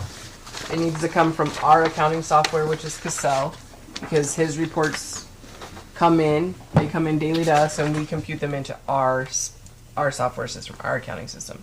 So whatever is funded out needs to come from Cassell, because those are our true numbers to justify to the auditors. Does that make sense? Makes sense. I'd agree with that. So that is one kind of thing. And then my next one, which So then what was this year? Why didn't you guys do that this year? we paid off of Cassell because your numbers on your incentive, Uh-huh. they came from Cassell. The ones that are approved for tonight. Oh. Okay. Are they different than my numbers, or? Yeah. They're not too far off of your numbers, but yeah, we don't even know, like. Because if I put an awful lot of time and effort into generating these numbers, based on what you guys told me to do, I had no idea that you were doing something different. Well, we tried to make heads or tails of all of your stuff, but that went back to 2014, and we weren't going to go back that far. Well, didn't it need to, though, based on the way this is written? No, that's just an example of the years rolling back. So it's based off of 2020 compared to 2021 compared to 2020, 2019. So as far as back as we need to go was 19, not to 2014. Huh. Okay. Yeah, when she brought all that into me, I was like, oh, good gravy, you went really far back. And Paula did the same thing. Oh. Like, we looked at it and we were like, why do we go to 2014? But we read through them. Okay. It's just a surprise to me that, because you guys didn't, I haven't been communicated any of that. I thought you guys were going off these numbers. No, one, we had to go off Cassell because those numbers, that's off your point of sale system. Right. Which at the end of the day, we can't prove that to our audit company because it's out of your personal system. Okay. But Okay, well, that would have been nice to know originally, in all fairness, because I had her working to high heaven to get this done at what you guys requested. Well, And the year before, which I communicated to you, Rich Urquidy and Nina and Paula came up with the numbers. Correct. Yeah, that was previous to me, and I didn't realize how far back your auditor was going to go, or your accountant. Like, I didn't, and I'm sorry if I told you to go to 2014, but I... Well, that's the way this is written. It starts at That's an 2014. example, TJ. But even if you went backwards, then technically you've been paid that. You got paid that Well, last no, year. it was because you couldn't include market or rate increases. So that's why she had to go back to 2014 because it couldn't include rate increases. But they included the rate, they minus those off in your payment of last year already. They deducted those rate increases in Richard Urquidy's math of the previous year. We're gonna need an audit now. They gave Okay. me numbers and we say, I don't know. So, and I then can't we remember did what our, based off of what's for approval tonight, you review that. Which I tried to break down, I based the rate increases off of your point of sale system as it came in. Mm-hmm. Because we put that into our system as the total number. And we just did the $1 because all the rates changed $1 last year. Well, the weekend rate changed $2. It went from 25 to 27. Mm-hmm. Well, we did $1. We did so $1, To your so- advantage, you gave $1. Okay. Or we can go redo it. I'll take the check, TJ, if you want to give me a check. I mean, Teresa did all of this Well, based on what this says. Weren't you supposed to go back to all the way to 2014? No. No. You got 2014 in last year's incentive paycheck. I know, but the rate, whatever it was in 2014, had to be compared to what it was in 2021. No, I read that as if it was the 2 years prior. So you compared 2021 to 2020 and gave you 30%, And then and then 2019. 2019, 10%. Okay. And then All right. that was the So how about we do this? You can come in and talk to these two gurus, Mr. Wizards down here tomorrow, and you can figure if it's right or not. And we're not you're gonna talking get your it. check right now. We're just trying to get through this really quick. That's understandable. Not really quick. Yes, there was a lot of discussion. work that went into this, and it's like, Okay. holy cow. Where are we at? Sorry. We So are then on- my last thing on that was the rate increase throws a whole wrench into this whole thing, which Right. TJ's gonna agree with. I agree. So if you could just say, hey, blanketly make it a percentage, is that 5%? Is that 8%? Is that 10% that we can just minus off that incentive pre it then going out? Instead of going back and saying, oh, adult weekend was $1 and this was $2 and we're all trying to do this huge a percentage base. Then. Whatever the this rate is. increase makes a mess of it. It Even our does. point of sale people called and said, the point of sale system we have won't produce what you're looking for. Okay. That's why we did all of this. And Cassell will not produce what we're looking for either. Either. So So let's just here move forward. Maybe just make the percentage then. Copy. Sounds And good. that's something that you can bring back and what you think, and they can think, and these fine people up here can think. Where are we at here? that was the We're end. at 8 or at the end? Yep. Okay. So then I have one last statement to make because I didn't say it at the last meeting. But just so you all are aware, high school season changed for golf statewide. And our pass for high school athletes was a spring pass. We just adjusted it to a fall pass. So just so you guys know. We did that on the fly because a kid came in and we were like, oh, he has to golf. So, okay. Well, we make all our high school players buy a pass. So, And some of them only want to have a pass for the high school season. Do you have kids that can't get a pass because they can't afford it? Right now, no. I mean, I have kids that can't afford a lot of things. I got a kid on the team playing with an embarrassing set of golf clubs. I got a substantial commitment from Grandpa, but I have him working work hours. to try to work towards a set. What I love about golf, and I'm gonna just this has nothing to do with this contract. What I love about golf is it fits any demographic. Anybody can play. You know. But the hard part is getting into it. It's kind of expensive. It doesn't have to be. Usually, I started out with some old clubbers, and then you get better. You graduate. You know what I mean. But if you have somebody that needs something, let me know. Yeah, well, I think that I love golf because it goes through every genre, rich, poor, old, young. It's the one sport that we can play from when we're little baby, not babies, but you know what I mean, 3 to 104. Yeah, there's situations that come up that I'm just shaking my head, and I'm just like, how much can you give? Right. So I try to get creative in those scenarios, is probably the best way to put it. We don't turn anybody away, I'll say that. Okay.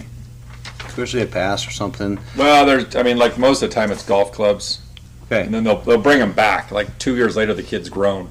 Right. I forgot I gave these to you. Okay. Well, let me know either way. Yeah. Okay, Council, you got anything else for TJ or Councilman Brennan? Go ahead, you're fine. I kind of held most of my comments there because I think it was just like a review. I'm curious as to what this body or TJ wants as far as a term, because it's highlighted in our thing for a question to be answered. Your contract goes to 2023 currently, but you're wanting a 5-year contract, right? Or no? Yes. Well, there's some things. I've told Jake once. I've told him 100 times I wouldn't mind helping with this or helping with that. There are so many things that I pay for out there out of my own pocket. But you don't want to keep putting money out if you're not going to be there for more than 5 minutes. So I would like at least 3 years, hopefully 5. My preference would be 5.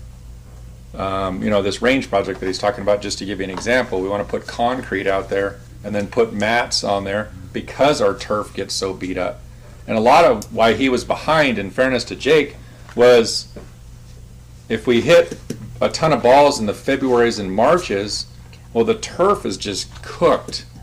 And it finally starts growing like April 1st, but it's been used for 40. Well, that 60-day period would be great for mats. Mm-hmm. Or starting around Thanksgiving time or even earlier would be great to just go on mats for 120 days so we're not beating up our turf. Well, that's expensive. So I'd be happy to help with that or invest into the property in that regard, but I don't want to invest in the property on something like that. I've already got the teaching center and Moving on. Tiffany, your comment on which was the junior youth golf program in cooperation with Department of Parks and Rec, instead of just like removing it entirely, could you just kind of alter it and take out the Parks and Rec, maybe to implement and maintain a junior youth golf program? Yeah, I think that was the biggest thing. Is I know years ago, I think you solely did advertising through Parks and Rec, and you worked and coordinated through them, and I think that's completely where I was heading. Okay. I don't think it has to be a program based off of our organizations. And then I'm going to bring up something from a few years ago, in my history on the council. I don't see this anywhere in the contract, but because of my memories, I'd like it to be in there somewhere, is that every year the golf course or golf course manager shall be required to host a high school tournament.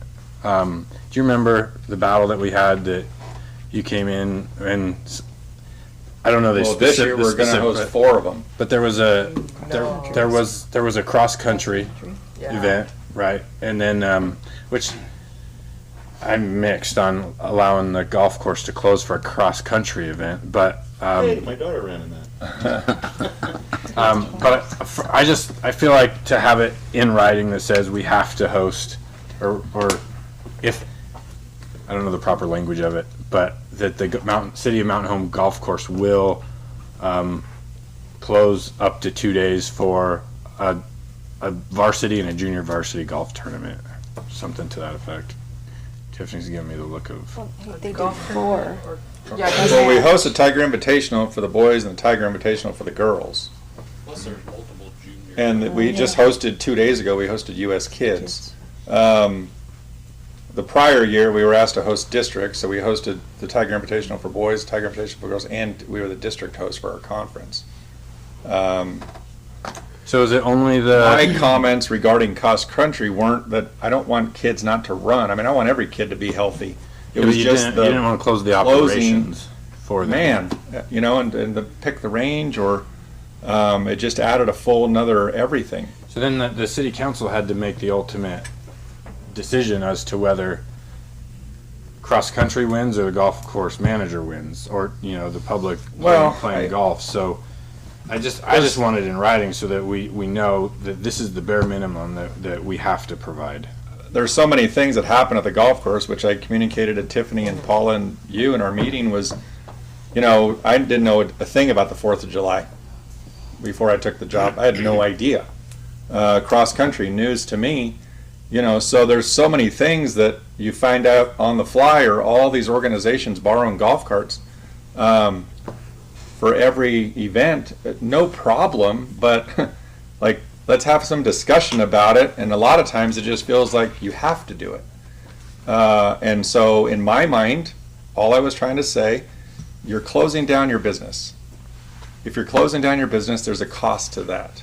That's all I was trying to get across. So in the case of cross country, we can't let anybody tee off for 18 holes past like 10 or 11 o'clock. We have to close the entire golf course by mid-afternoon, and we have to pick the range completely clean. Because we don't want spectators out there with range balls out there, because they end up in their pockets or wherever. So you have a business to run. So even if it's to the contrary, are you not interested in a thing that says I don't have to close for cross country events, but you know? No, I was just saying I think there should be a minimal amount of compensation. I mean, in my mind, I don't think those things should be free. Right. And so if you know, that's it's a hard conversation, because like we just gave AFAD 6 golf carts. No problem. Happy to do it. They kept 6 golf carts for 6 days or whatever they did. But you know, there's some coordination and some time. Carts are off your property. It adds one more piece of stress. Elmore County Fair, they needed golf carts. Well, I told them forever ago they could have them. We booked the Truba tournament on top of that. Well, then the Truba tournament was huge. So now we're renting golf carts. I didn't want to go back to the fair and say, I'm sorry, you can't have them. You know, so, you know, you're helping. You gave the fair 5 golf carts or whatever we did. The golf tournament was way bigger than anybody ever imagined. So we needed 30 extra carts on top of what we already have. How do you project those things? And you know, you kind of get in a little bit of trouble. I had one woman that, and Tony Reynolds changed her dates about 4 years ago, and same thing. I had promised her, like there was a race or something, and I had to go back to her and say, I'm very sorry, we don't have any carts to give you. Why? Well, there was a date change. When I told you yes originally, it was a smaller tournament. Now it's one of our biggers, and we're depleted. Okay, so we're kind of going all over the place. I know. I'm just giving you an example of what happens when you're helping. I know you're helping, and you've done amazing work and great stuff, but a contract protects you, as it does the city too. So if we're going to force a cross-country meet on you, and you just say you should be compensated at least a little bit, you don't want that in here? I would love to have it in there. I just don't want to come off as greedy. Well, I appreciate that. Right? So yeah, I think a couple $100 is completely reasonable. And there's labor sitting there. A lot of times I don't feel like I can go home. 4th of July, like last summer on the 4th of July, I'm talking to Jake. You know, I'm on the phone with Jake at 10:30 at night. You know, those are the realities of doing those things, right? Okay, that's what I'm saying. Like, so I think a couple $100 concerning a time when we're closed. I'm not just fighting for the city, right? I'm fighting for you to get some benefits. I appreciate that. And so if there's events that you don't want to host without compensation, you should tell us. Mm-hmm. To the contrary, if there's events that the city is passionate about that we want to get, although you're already doing it, to put it in writing to say the high school will be afforded this many tournaments for this much price or whatever. That's the only argument. I think each time that we're hosting something that we're shut down on, a couple $100 seems completely reasonable to me. All right. That's all I'm trying to ask. So if you want to word something in the contract, I think that'd be great. Just to clarify though, on golf tournaments for the high school, you don't shut down the course, or you do? No, but we are open in the afternoon afterwards. This year, our girls' invitational is going to be small, so we probably won't even be closed. Okay, but however, on a cross-country meet, you close the whole course down to all golfing. We have to. I'm yes Yeah. or no? She said yes. Yes. Okay. Whereas on high school days or even U.S. kids, like this Saturday, we weren't closed. We just had to close the tee times at a certain time. Correct, but if I'm a regular golfer, I You can can play get at in 2 at o'clock some other today. time during the day. Hi, Tiffany. You can play at 2 But o'clock on a today. cross-country day, You I can't. cannot. Okay, that's all I wanted to know. Okay. Probably that. Makes sense. All right. Anything else, council members? Yes, Mayor. Councilwoman Garvey. I just had a comment on the, if you own the golf course cart, why does the city provide the parts? I would like to see an actual breakdown of, how much maintenance is actually on those carts for oil filters and whatnot, because, July through September 12th, the golf course has taken in $45,000 in golf cart rentals, and 20% of that, $9,000, is going to the city in just not even 3 months. So $9,000, are we spending $9,000? Is it worth taking away, or I just want numbers? Yeah, I'll include the Because staff time that's in the $9,000 just for not even 3 months. Mhm. So I'm just curious if actually the maintenance is costing more than that. It takes Jason pretty much all winter, so 3 months, just to go through all the golf carts. So- Okay, so I have that number as well. January 1st through December 31st, $133,000 was the revenue. The city gets $26,000. So do you think it's $26,000 worth of Jason's time? I don't know, I'd have to look. But Yeah, that's what I want. That's what I want. I want It is numbers. pretty close. Yeah. So the cities shouldn't make money. The cities should break even on something. So it sounds like we're breaking even. So I'd like to know for sure, please. You also gotta think though, anytime my mechanic's working on a golf cart, he's not working on city equipment or helping me on the golf course, so I'm losing money there too, so. But That's part where of we his try job. to, we Yeah. try to be respectful of that, and He's a mechanic, right? we had a He broken is a spring. mechanic, But what if I have a golf mower down and tons of carts, I mean, Is there it's tons of supposed carts at a usual time? How many carts are to- actually? Well, going? sometimes there's 6 piled up in front of the maintenance shop. After a tournament, I guarantee you. Well, so let's do this. Let's I just just get want Becky the numbers. numbers. I Let's just get her want numbers. Yeah. And let's move on to the next item. Yes. Cool. Okay. Thanks, TJ. Thanks, Sherry. TJ. Yes. Appreciate it. Okay, so what are we doing? Where are we So, going from here? I do want to throw this out here, Council Mayor.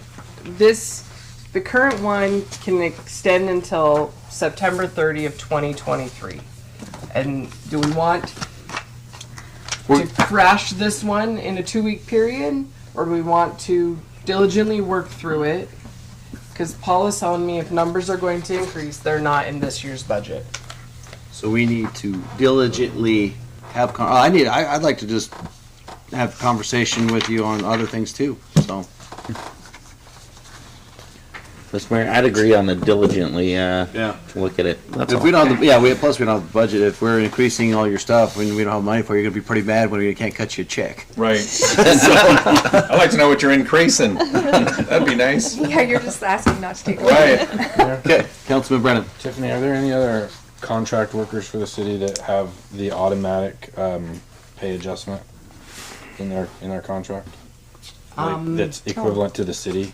The military liaison Marty. is the only one that I know off the top of my head. And we did that one last year. Okay. Mayor, what about Councilwoman. Tom Hogue? Yeah. No, I don't believe has had that. But we can look at that. I think that's Fair. Okay. Yeah. Okay. All right, run down to item number 4, discussion item, the proposed updates and edits to the city's personnel policy. yes. Council, Mr. Mayor, Councilman I'll Stokes. come see you. Great. I will wait till they sit down for a Thanks, second. guys. Yeah, thanks. Hi, guys. Councilman Stokes. Mr. Mayor, Councilman Stokes. this is a great, thorough, in-depth personnel policy. As an elected official and as a councilman, I was wondering if I could digest a little bit more of this, just to make sure we diligently and purposefully do right by our employees. The other thought behind that, and maybe extending this conversation for 2 weeks, would be to allow the employees to contact and maybe email the council if they see a erroneous error or something they think is fundamentally unfair. I have no problem. This is just discussion anyways on if you guys want to add, subtract, you like something, you didn't like something. If you want to talk to employees, by all means. Mayor, Councilwoman Garvey. I just have one quick comment on the training facility. I'm just gonna say it. I don't feel that spouses should be able to use it because it takes away from the gyms in Mountain Home. So, Okay. just a quick comment. Mayor, Councilman Brennan. I know you fully expected. I've got a laundry list of things I'd like to throw out really quick. Absolutely. Sorry I wasn't able to talk about this earlier. I apologize. But if you don't mind, I'll just kind of go through my list. One thing and legal might have something to say about this, please do if your thoughts come up, is I'd like to see at least a 6-month probation period for all non-police employees. I saw that the police employees have a 1-year probationary period. But maybe a 6-month probationary period for full-time permanent staff when they first get started. I think that kind of is in line with a lot of government agencies. It helps us to ensure that the employee is a good fit. Excellent idea. Oh, all right. Okay. What are you gonna do if they're not a good fit? Then you let them go. Based on started So out. much Based cleaner. on our evaluations that we want, right? It's so much cleaner from an HR perspective. To do the 6-month? Okay. If you can't shine in your first 6 months, then, I mean, it's an easy way to just separate, because you're probationary anyway, so 100% think that's a good policy. And you typically just say, it's not working out, goodbye. You don't give them a reason Yeah, to. you don't have to have a reason, it was probationary anyway. That's the whole point. So iCrimp is going to be good with that. Yeah, Okay. that'll be fine. All right. But next one. Again, I'd like to hit on the city's tattoo policy to loosen that up a little bit, to allow non-offensive tattoos to be displayed while on the job in a uniform, if there's a uniform. Okay, I hit that one. I dog-eared all my pages, so sorry. Stand by. So the only caveat I have with that is, First Amendment fun stuff, is what Who's the judge? Yeah. And then, I mean, I like policies where they say, regardless of think about signs, right? Regardless of the content, please don't show these tattoos or it must be covered or whatever it is. But, We had this discussion the last World year. War, the World War II veteran with, a couple boobs right there because he got it, I mean, that I've seen that 1,000 times from World War II veterans. Of course now, because they're all old, the boobs are almost 70. You didn't hear that. Last year, Forearms on the forearms. That's my point. We get Is careful on the content. last year the discussion, Mayor, on the tattoo policy was that it would be at the discretion of the department head if it was offensive or not. And if I remember it right, then if said employee didn't like that of what their department had said, then they could bring it to this body to decide whether it was offensive or not offensive to wear. And we've kind of I don't remember that. not went any further than that. Is that how I remember it? Yeah. That's what I remember. I just worry that someone's going to sue the hell out of us. Because, hey, I like Satan's my best friend on my forearm and skulls and naked ladies on there, and someone's going to go, yeah, that's what my child gets to see. That's what you're gonna get. You'll arrive. You will arrive there, where somebody's tattoo is offensive to one, art to another. Correct. And you have this policy of covering it up or not covering up in certain places, and that's that. You'll get there. So give us. And then whether you're saying it's up to the department head. I don't know if I said this last year, but now instead of one chef, you got 7 chefs in the kitchen.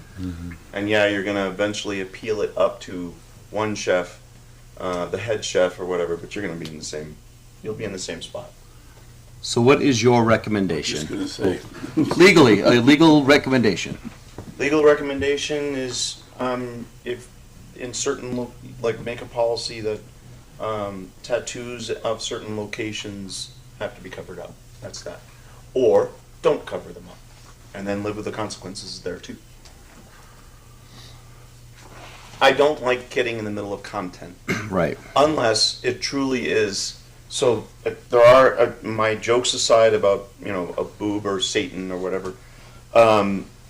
Is if you're inciting, same way you treat signs, is if you're trying to incite, if it's anti-Semitic and things like that. There are exceptions under the law, like even for signs, that if you're choosing to put that on your arm, and they are riotous in nature, and so you could have it follow basically the same rules that we would have for your First Amendment rights to have whatever you want on your front lawn. Now that's an interesting question because nudity, you couldn't have that on your front lawn, so it gets interesting. So, but you could have Just ordered a fountain. Satan Fountain from my neighborhood. But you could have in your front lawn Satan lives. I'm and paying all those attention. things. I may look like First I've Amendment drifted right. off a little bit, but I heard that. All right. Well, So my answer to it is whatever your tattoo policy is, as far as content goes, it should follow your sign ordinance similarly. And then as far as what you can and can't cover up, I guess it's up to you guys. Mr. Mayor? Councilman. Well, let Brennan finish. Okay. Unless you're on the tattoo thing. Yeah, I just Okay, go. wanted, I remember we were talking because the police department was going to a more thorough tattoo policy, and I remember maybe us adopting it as a city. But that's all I remember. yeah. I remember that too. Because it was more in depth and more detailed, what Chief, the what you got? memory says. A lot of law enforcement agencies are feeling the need to lighten up their tattoo Yeah. policy because they're afraid of missing out on get applicants who have tattoos on their arms. And for whatever reason, they don't want to wear long sleeves because, It's too hot. yeah, polyester's not hot. But they believe it is apparently, so. The most conservative agency is reduced. But yeah, so that is a trend nationwide Yeah. in law enforcement is that you see them loosening up. Thanks, But Chief. are they regulating the Go ahead, content? Councilman Rooney. Some are, some aren't. Yeah. Okay, interesting. All right. The tuition assistance program, page 32. How much did we budget for that, Paula? You remember? I'm sorry, $1,000, wasn't it? for, Tuition assistance Yes. program? we increased it, so I don't know what the actual policy ended up being. Hold on. More than what I It thought. was 1,500, we added 5, it's 6,500 now. 6,500. And, So I just kind of questioned that. There's a note in here that if it could be changed per semester. I didn't see any striking language, but I assumed it was per year before, 500 per year. And we really don't have a lot of employees requesting that, right? I don't have a problem with that requested change. As long as like a first time user's not getting left out. So does that make sense? It does. For somebody who's finally going to college or just turned college age, that the funds aren't ran out because somebody has used it twice before somebody got to use it once. Do you want me to Tiffany, should I ask for everybody on this or just say it and move on?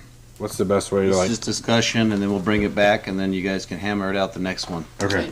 I provided it in a Word document Mm-hmm. via email if you'd like to type your edits. Yep. And it Yeah. will track them. And then I can email it to the entire council? Email it to Tiff. No, email it to Tiff. Yeah. Okay, so somebody wrote a comment in here about removing the sick leave donations, or vacation and comp time to sick leave donation. Is that, if I'm saying that right? And the reasoning is because where is it? The same employees end up using this, and they're not budgeting their time well. I don't support that at all, taking that away. I think this is kind of a management issue, so to speak, and people have to qualify for it, right? They have to have a, I forget the language, I'm not going to take the time right this second to read it, but in order to be donated leave, you have to have like a serious or something, right? You can ask for it from Yeah. just anybody. You can for be no reason. completely For no out of reason. leave and ask for it. I could burn it all and then go, hey, Tiff, I want 40 hours. Hard no. Yeah. Yeah. So, It's because of your tattoos. I'm not going to take away an employee's right or ability to donate if there's an employee taking advantage of it and we can't figure out how they aren't allowed to take advantage of it, let it happen. If somebody wants to give away their time, I guess, right? I'm not giving away my time because somebody takes a vacation day every pay period and a sick day every pay period. I'm not going to do it. But when there's a true, somebody comes down with a disease or a life-threatening medical emergency, hey, I'm all for that. And I've done it many times, but... We can't disclose any of that. Right. So let it happen. Yeah. I mean, you could say you're the said employee with the disease, but the person donating, if they ask, hey, is that person sick? We're not acknowledging any of that. Yeah. It's at your will. Just bear in mind, you can be hamstringing some department head who has an essential function that he needs to do, and the person is just being given time off. And at some point, that department head is going to say, I need somebody to do this job. is there any fix to that other than taking it away from everybody? Brock? I defer to my legal intern here. The city of You're Twin referring to the wrong Falls, person. revamped this policy. One was they were afraid of it being discriminatory, of there being favorites, and some people getting a lot of leave and other people's don't. And they were also worried about some people abusing it. So they actually redid the program where you can choose to enroll as an employee in this sick leave safeguard, where you can only enroll if you have at least 40 hours of sick already, and you donate 7 hours once a year. And they basically had hundreds of employees donate towards it. And they can call if that bucket gets low for another 7 hours of investment. And I think it's a program that's been done really well, and I can get the specifics of it. Are you saying you have to be a donator to receive a donation? Right. Yep. I think that's what the school district does. When I was And in it, the school district. and it worked really well. It took away favoritism. It took out, well, no one likes Brock, no one's going to donate to him. Everyone loves Richard Keaty because he was a city councilman once. True story. That's so accurate.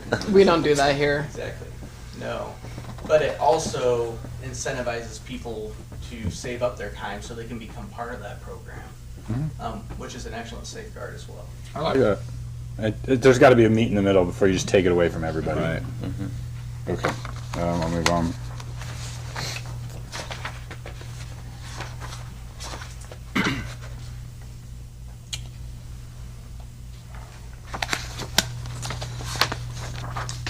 Didn't write my own note. I dog-eared the tab, something about leave without pay, but I'll move on. The leave without pay is a proration of time.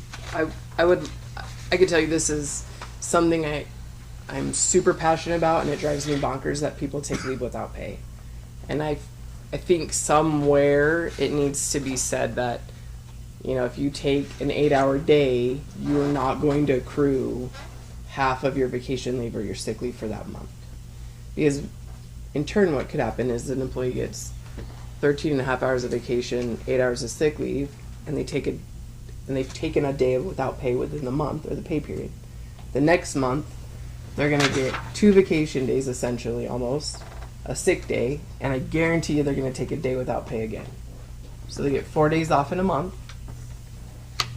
and they're back at the cycle. You know what I mean? And I think to me, the first word that comes to mind is standards. We need everybody to come to work every day. And I get if you have a vacation, if you have time, use it.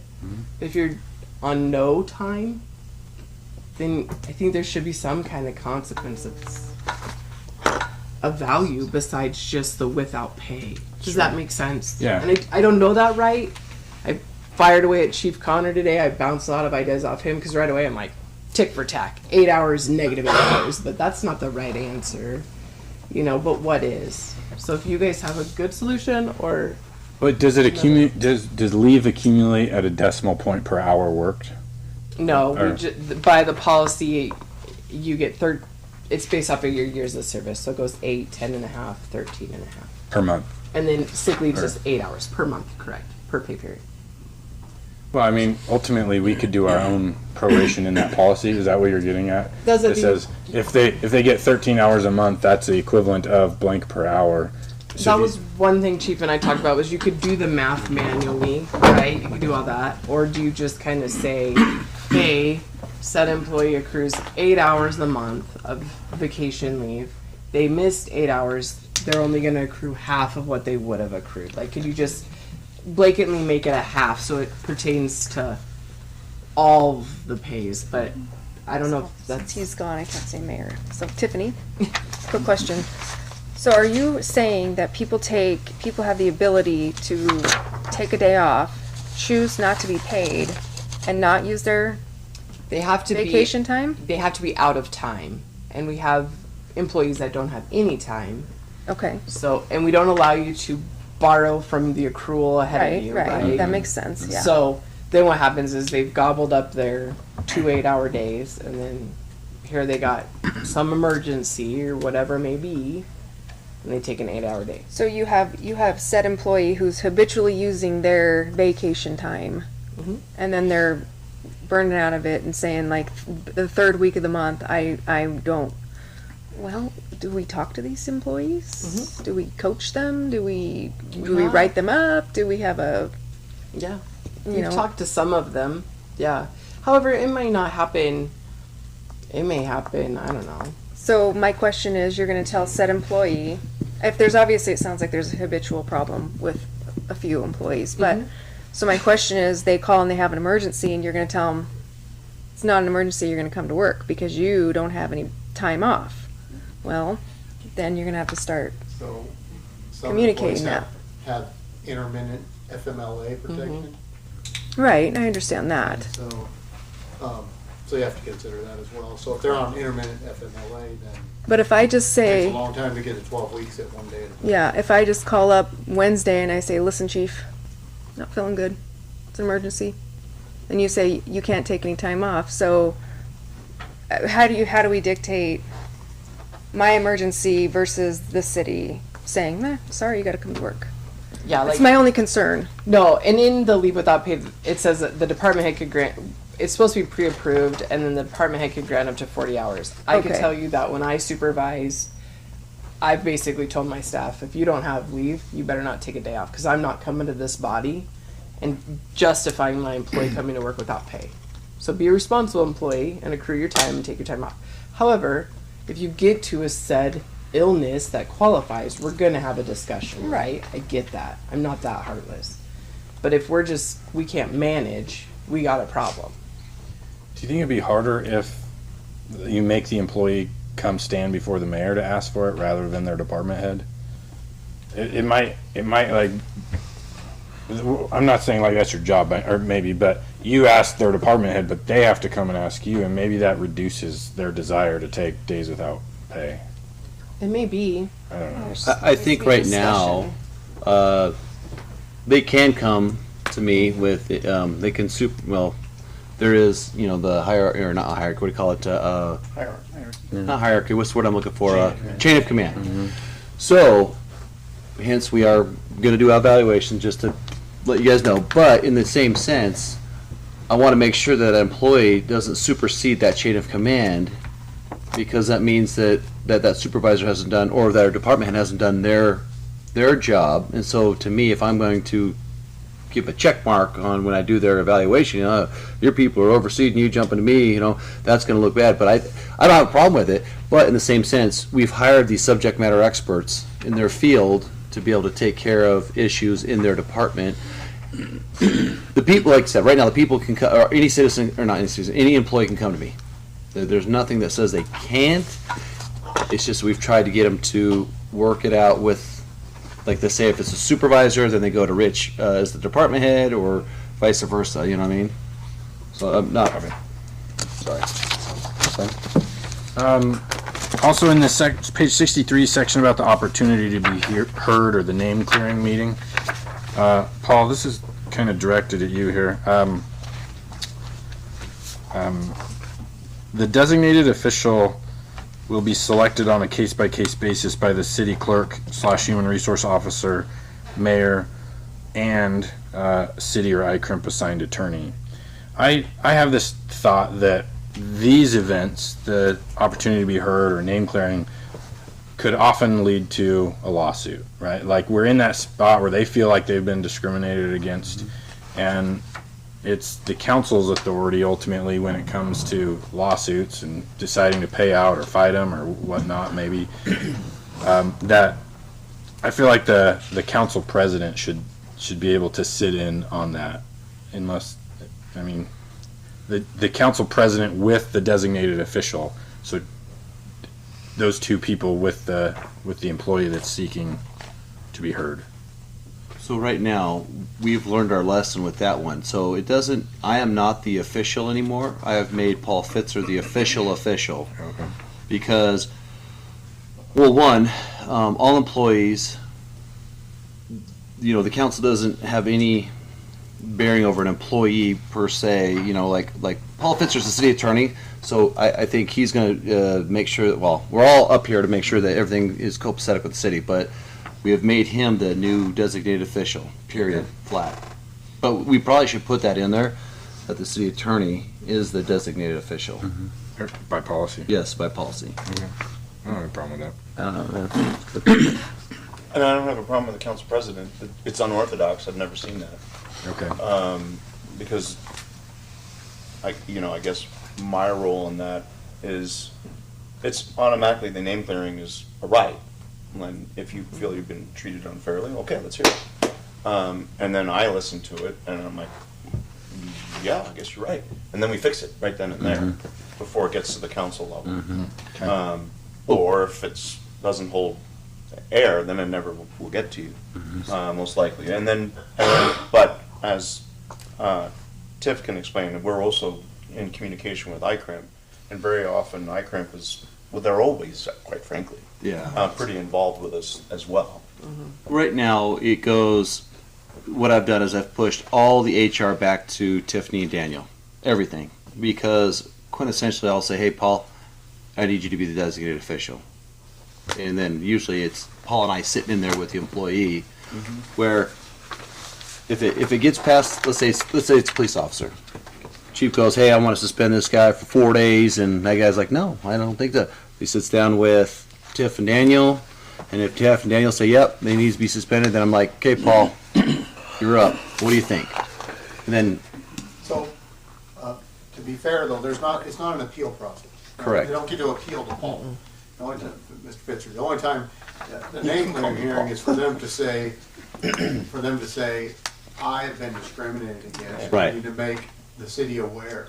You can't just say, I don't like 4 days, and I think the chief and Tiffany are full of crap. Right. And I want to appeal it to Mr. Fitzer. That's not part of the process. It's a name clearing if you feel like you've been discriminated against. Right. It's not an appeal process. right, and then in ICRIP has to be involved At that point. at that point, yeah. But it's not. I mean, it's part of the executive branch, technically.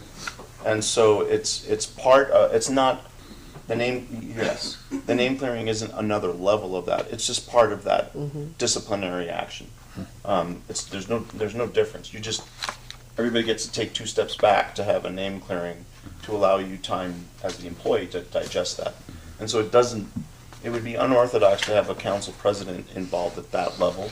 Because if it gets escalated, I want my unbiased decision makers up there. Correct. Then, we're going to make an informed decision on what we do. I'm totally fine with that. Executive session. My thought was legal protection, and if you're always in there, then if we can write your thought down here, then that's fine. And then the last paragraph of that section talks about the city employee does not get any city paid time to prepare their discussion with you, but the city obviously has all the time in the world on the clock to prepare our argument back. Is that right? Like, can we give them a few hours? I mean, they get to I don't know. they get to take as much time as they want to prepare it, but we're not going to pay them to go consult with their attorney and go write up their arguments as to why they're discriminating. If you think you're discriminated against, well, go figure it out. Okay. You're not getting paid to do that. You're getting paid to do your job. So that's all that means. All right. That's fine. Thank you. Okay, this might take me a little bit to get through. I'm sorry for keeping everybody here for a little bit. Page 77 under travel, out-of-town expenses.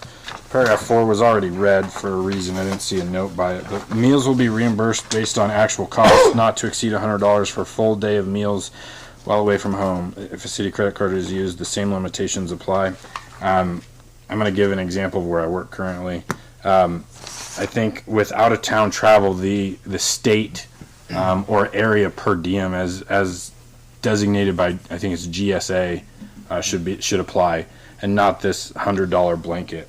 And so where I work now, the GSA rate is $55, and there's a calculation here that so if you're gone an entire day, which means you depart your home before 7 o'clock in the morning and you return home after 7 p.m. That's an entire day. You get $55.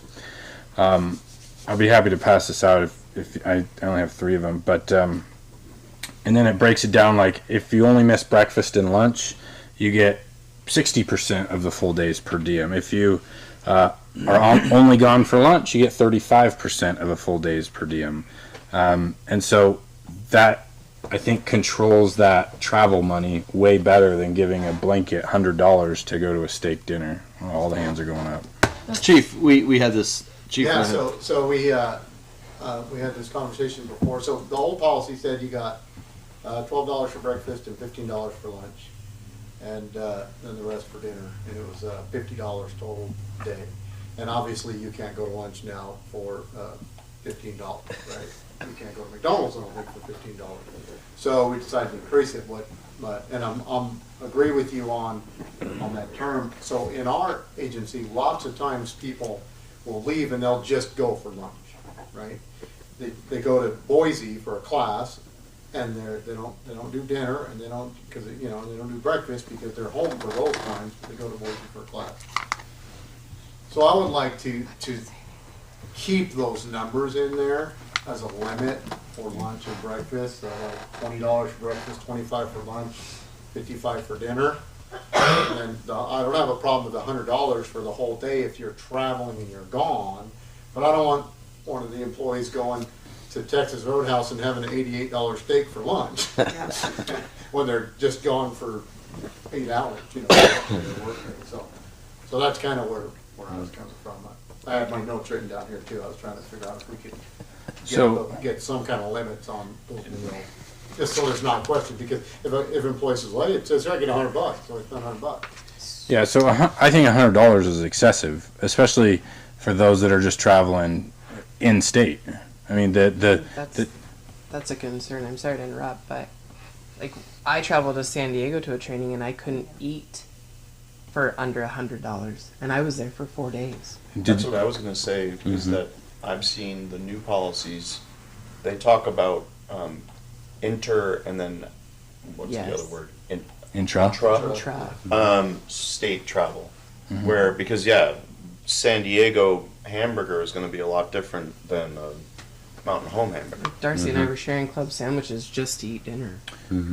To stay under our old policy, and we were buying our meals for breakfast and lunch. Did you ever research, just out of curiosity, the federal GSA rate for that community? No, not prior to traveling. No, and that was like 3 years ago. Right. Still. And does anybody else familiar with what I'm talking about? The federal GSA stuff? Yeah. So it's nationally, right? And they break it down into communities. Sometimes it's a state. If it's just like Wyoming, or like the state of Wyoming is this much, state of Idaho is this much. But San Diego, California, you might get $155 for food per diem, not including hotels.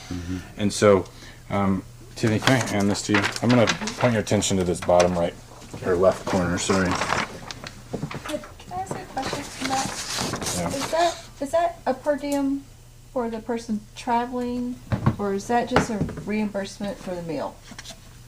This is a reimbursement for the meal. No, it's a flat per diem. So they buy their food and their incidentals within this amount. And so Can I ask on to that? So if I don't use the $50 or $55, do I still get the $55 per diem, even if I skip breakfast, lunch, and dinner from PB&J? Do I get the $55? well, there's some other rules as you get into this form kind of describes some of them. But like if you go to a conference and lunch is provided, you don't get food or a reimbursement for that day. But Tiffany, do you see the percentage breakdown there? So on an Excel sheet. Sorry guys, I only brought 3. But Very good. In this dark gray window, you put the federal or state per diem rate, and then it calculates it for you. And so if I go to Los Angeles, let's go to February 20, I get $182 per day. If I'm in that time of year, sometimes it changes. Correct. Like I could be there. Well, that one. Let's just go to November. It's $168. But all the rest of them, 182 in Fresno or whatever, Los Angeles. Let's say it's Bakersfield, Ridgecrest, 116. So you're wanting us to use the federal this one? Yeah, absolutely. I think it's a nationally recognized fair system where they have the science or the expertise to tell you what a fair day of meals would cost. But now is this just meals? Yeah. Or is some of this also this would be lodging one and day. meals? One day meal. Yeah. This is like your breakfast, lunch, and dinner, one day meal. So it goes from anywhere from $111 or $101 for Eureka, California, up to $240 for Monterey. Look at DC. Not traveling to Monterey. DC? Yeah, DC will be really high. So and in there, I mean, you can pull like hotel rates and everything too for the per diem rate, and you call them and say, I need the government rate for your hotel room, and if they have them available, they only have a select few within each hotel, and then that's the rate you pay because you're a government employee on official business. So a flat rate of $100 in Boise, I think we need to seriously look at changing that. And then paragraph 10 on the same page, reimbursement will not be made to an employee for expenses of meals and lodging while staying with friends, relatives, unless the friend relatives are in the business of an Airbnb, basically. I shortcutted that last part of that sentence. But the meals part, right, just because you're staying at a friend's house doesn't mean you're eating their food. And if you're a good friend, if you're eating their food, you should probably kick in or pay for that. So totally understand the lodging part, but if you're traveling for city business, and you stay with a family member, you should still get paid for food. So I'd like to see the meals stricken out from that section.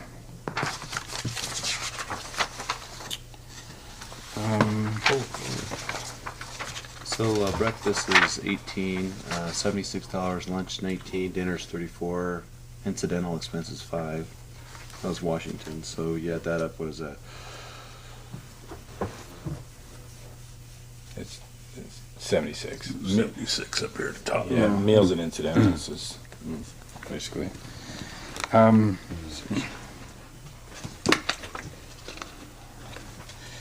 then I see it looks like the police department specific policy is looking to strike out the, you can't live so far out, but if you live so far out, you just can't take your work vehicle home. Am I reading that right? Yes, sir. Okay. If anybody else has any questions on the per diem thing, I'd love to talk about it. But, Well, I would like to actually go to the per diem GSA. Then it's more than the $100 if you have. Like if I go to Washington D.C., instead of me getting a protein bar because I know I'm going to be over, and I can actually go eat breakfast. And there's definitely potential that this could cost the city Right. more money, because if chief, whatever department head sends an employee to Boise, and you leave before 11 a.m., you get home after 2 p.m., then you qualify for a lunch reimbursement at 35% of the days per diem. Whether that, depending on where you're at, that might be more than here's $25 to go get lunch, or $20 to go get lunch. So it could work. It definitely could be more expensive for the city potentially, especially for those that travel a lot. But we still won't pay for alcohol. Period. So it'd be $44. 30% of Boise would be $44. For lunch? Yeah. That's, So, that's way no- too high. Like here, 35% of $55. Oh, is- 50. So that was 55. But if we're using the GSA per day, is that what I'm not supposed to be using? This is for your lunch, Boise, meals, yeah. and dinner. I still think that for That the looks most part, that we looks can- like the number that includes hotels. I could be wrong. I didn't pull it up, but we can look at that. Okay. How about that one? Oh, maybe you were lodging. So $74, 30% of $74 then. Yeah. Okay, I got it. It'd be $22 Yeah, or now something. you're, Yeah. yeah. It's like, whoa. So Oops. You're at 22.20. yeah. So You can get a meal and a Coke for $22. Yeah. So I like that. At McDonald's now. Not at a sit-down restaurant. I never go over $22 at a sit-down restaurant. I mean, I'm just cheap. Jeez. Okay, all yours answered. Good, Okay, thank you. council members, do you have any others for the policy? Mr. Mayor, I'm gonna go and digest it. I'll ask some employees for their opinion, and that's all I got. Okay, I Councilwoman? apologize. I focused on the red. I did not read through, so I didn't have a lot of questions. I didn't go through the whole thing. So. I think the red was the ones that were the hot button items. Yes, so that's what I focused on. So- So I will go through it more in depth, and I'll send you my notes. I mean, Councilman, as you go through the year, we keep, so if you notice something, we have a draft that we save. So say something comes up in December, we can highlight that, make our quick notes, and bring it back. So that's Okay. kind of what we do all And year. then we are going to adopt this October 1st, I'd like to adopt it the the 26th. 26th. So we need to have you, okay, all right, got it.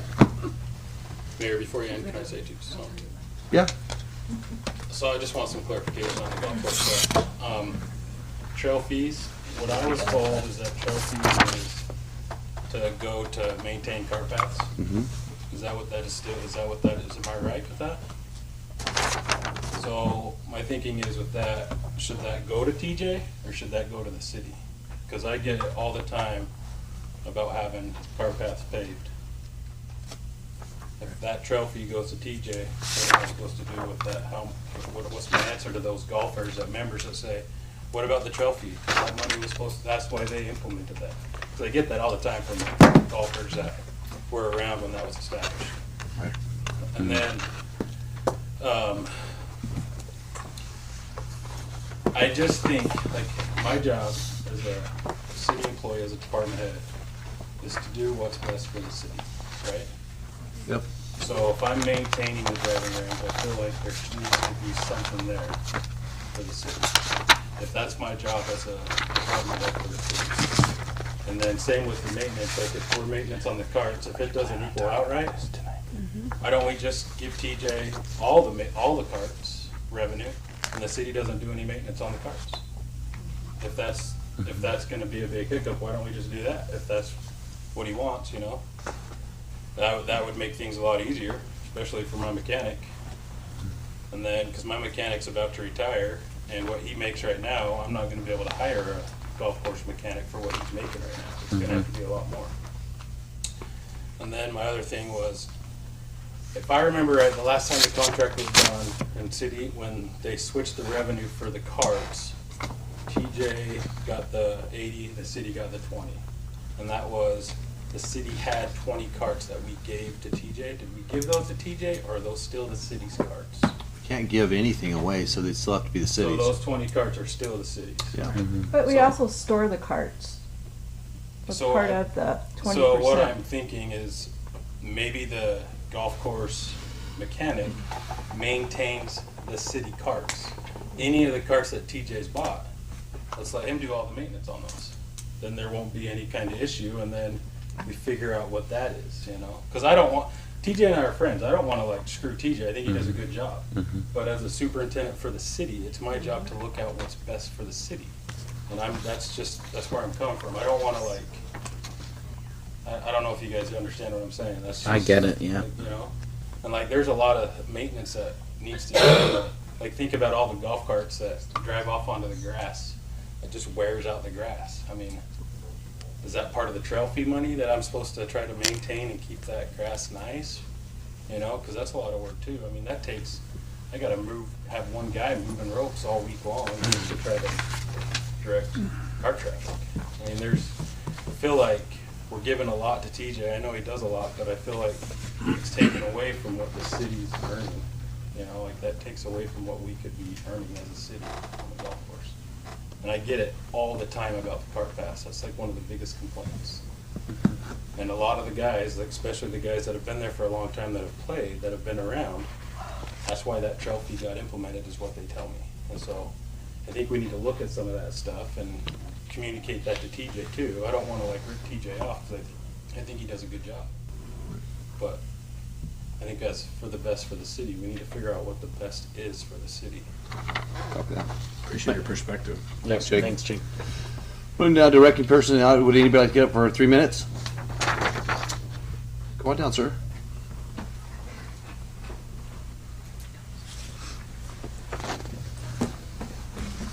I have to say, I was a little concerned when we started talking about the golf course in here and, you know, charge double this and this, and I was like, I better start checking my receipts, but anyway, just kidding, sorry. Brendan McCarthy, 890 East 14th North. I just kind of want to come and talk to the council today to see if maybe they're open to the idea on concerning, and I know this is going to sound like a broken record, but water. I know that that's become up an issue with the aquifer and water issue. My question to the council is maybe if they thought of the idea of maybe creating a committee of having individuals on there to come up with ideas. It seems over the meetings I've been to here at the council meeting and some that there's been a lot of discussion, a lot of different topics coming up. You know, I know you guys talked about the let's see here in my notes here. Future use, so like we were talking about the well, do we have enough the EDUs and everything like that, as well as, you know, developing, are we supporting enough with the amount of well and everything like that? There's been discussion with the letter that was sent to Elmore County Commissioners about the water use and how we were concerned about the new subdivision and everything coming in. I know, not to kind of rope rock into this, but the car wash that was approved, there was a discussion of, you know, on conditional use permits, if that's something the council wants to look into and that. Anyway, I'm just kind of spitballing ideas here, but that's just something I want to bring to the council. If that's something, you know, you've thought about having committee or at least a public hearing to kind of get input from the town and everything like that. I know you guys do a lot of work behind the scenes in that, but just something I wanted to bring up for an idea. So, thank you for your time. Thanks, Ben. Thank you.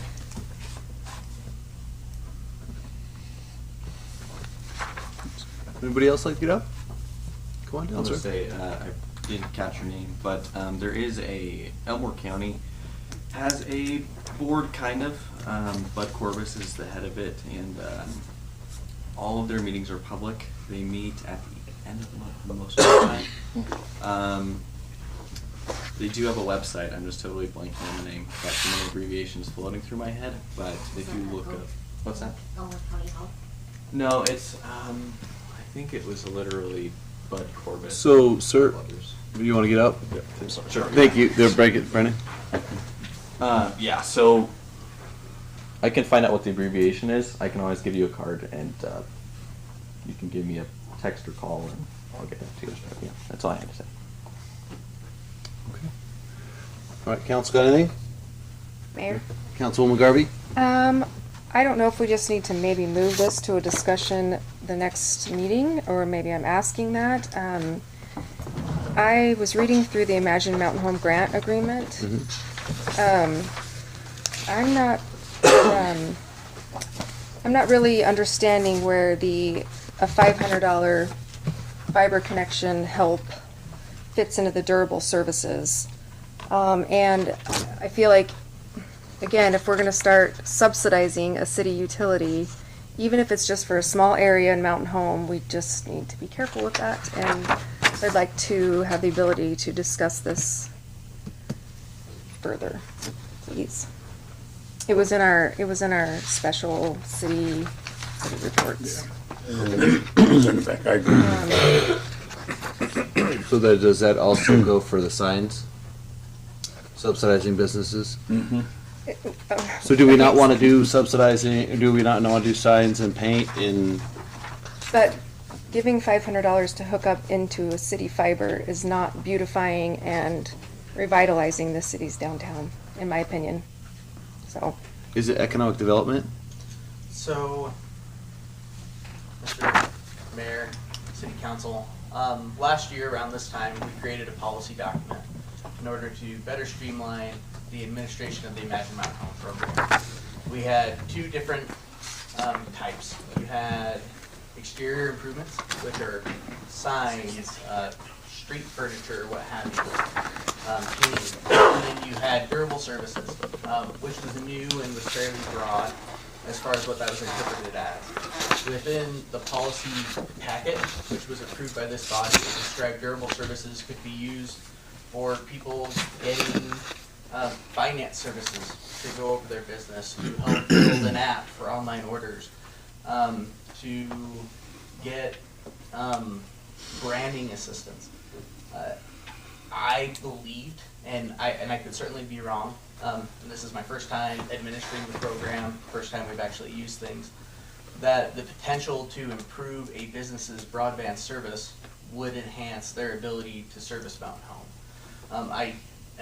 I understand that Councilwoman Garvey is saying that this is not a exterior improvement, which it isn't.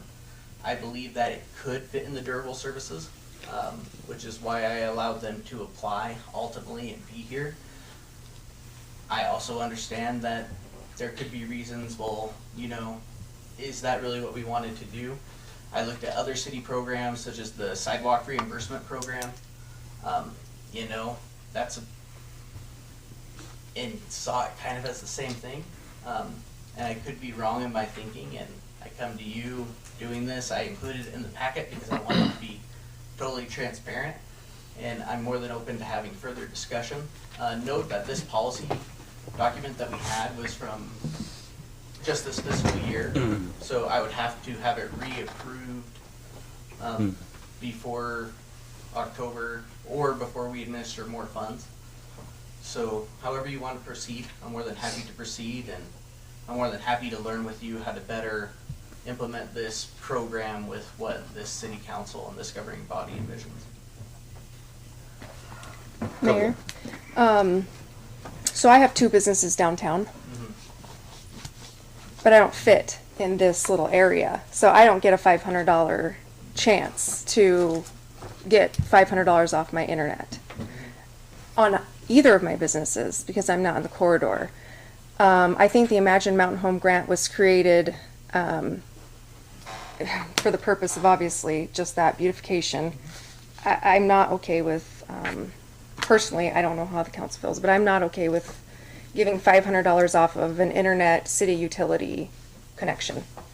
So I don't know if it needs to be further discussed or not, but it's just my thoughts. And so the clarification was so are you all right then with them getting an app provided for them, paying for an app? What was the other one? The paying somebody to come in and give you a whole assessment of your business. It's right here. Yeah. Are you good with those ones? You know, this is the first I've even heard of this durable service. I didn't even realize it was adopted. I think I would like to sit down with you further. You and I discuss it, not in this meeting, and I want to know in further detail what you consider as a durable service. I mean, this is, like you said, a pretty broad thing, but subsidizing a city utility, we're moving them from CenturyLink or from Zito, and we're subsidizing them to come over here. It's not jiving with me. So I'm okay paying them to paint their building. That's what that grant was designed for, last I knew, so. Councilman Brennan. I'll tag on to that. As far as the durable services, it talks about business and accounting, finance, marketing and branding, website, mobile application design, general business strategy, customer service. I have to agree. I don't think the internet connection falls within that. And I get nervous about like the true funding of it, like because there's an LID number 1 where people are going to pay their own way entirely. Other people won't have to pay their own way, and will that $500 that we give them, could it somehow be wrapped into that LID where other people are paying for it and not just the city? I think that's a slippery area, and I agree with Councilwoman Garvey. Mr. Mayor? Councilman Stokes. I agree with Councilman Brennan and Councilman Garvey, so maybe we could throw it on an agenda and talk about it. Yeah, if you that's guys- all right. I'd be okay with that. Copy that. I just want you guys to know they're paying their way. They're paying their, well, it's not $500. It was for some, but they have to still pay the hookup fee. You know what I mean? Yeah, So, they're paying their hookup fee minus $500. Yeah. Which at the end of the day, Or that 100 grant and money, that grant money is still taxpayers' dollars. So we're still essentially subsidizing their hookup fee. Well, sorry. Go ahead. And what I would entertain is, it's a slippery slope. The Imagine Mountain Home program was originally developed because we wanted to make substantial investments downtown. And you could say that the entire downtown project was a huge subsidy for every business owner down there, who got brand new sidewalk, who got ADA compliant entries, all of that. So what I would ask is, let's think long and hard about the future of that program. I think everyone on here has really great points. But as far as closing this out, because we're ending the fiscal year, so what I'm hearing from this council, when I'm ready to execute, is to deny those 2 applications for the fiber. But the one, as far as the improvement for the sign, which was in your packet, are we able to process that? I'm okay with that. Yeah. And see, I would rather implement this Imagine Mountain Home not just to the downtown quarter. If they're not willing to use the grant, I'd like to see Air Base Road, American Legion, any business that wants to use this grant process to have that affordability to use it too. Because weren't you guys wanting to up it too at the time? Mr. Mayor? Councilman Stokes? I definitely wanted to up it, but if we upped it, let's expand it too. Correct. Just like you're saying, yeah. Yeah. Okay. Well, I can't agree with the people downtown. New sidewalks are benefiting them. No, it's benefiting our citizens to where they can walk down that street, where they couldn't used to before there wasn't enough broken sidewalk. Councilman Brennan? One more topic. The project that we tabled last meeting for the contract, where are we at with that?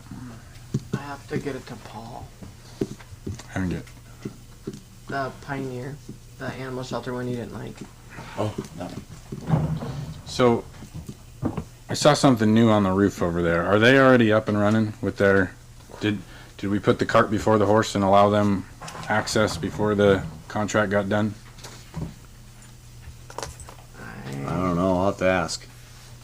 I don't know. I'll go look. Or I'll go ask. I'm venturing to say, based on the amount of people I've seen there and the antenna on the top, that it's already done. And when we talk about we don't do handshake deals, we do contracts, that would highly disappoint me if they're in there without a contract. And I hope that's not the case. Copy that. We'll find out tomorrow. Anything else? Meeting adjourned.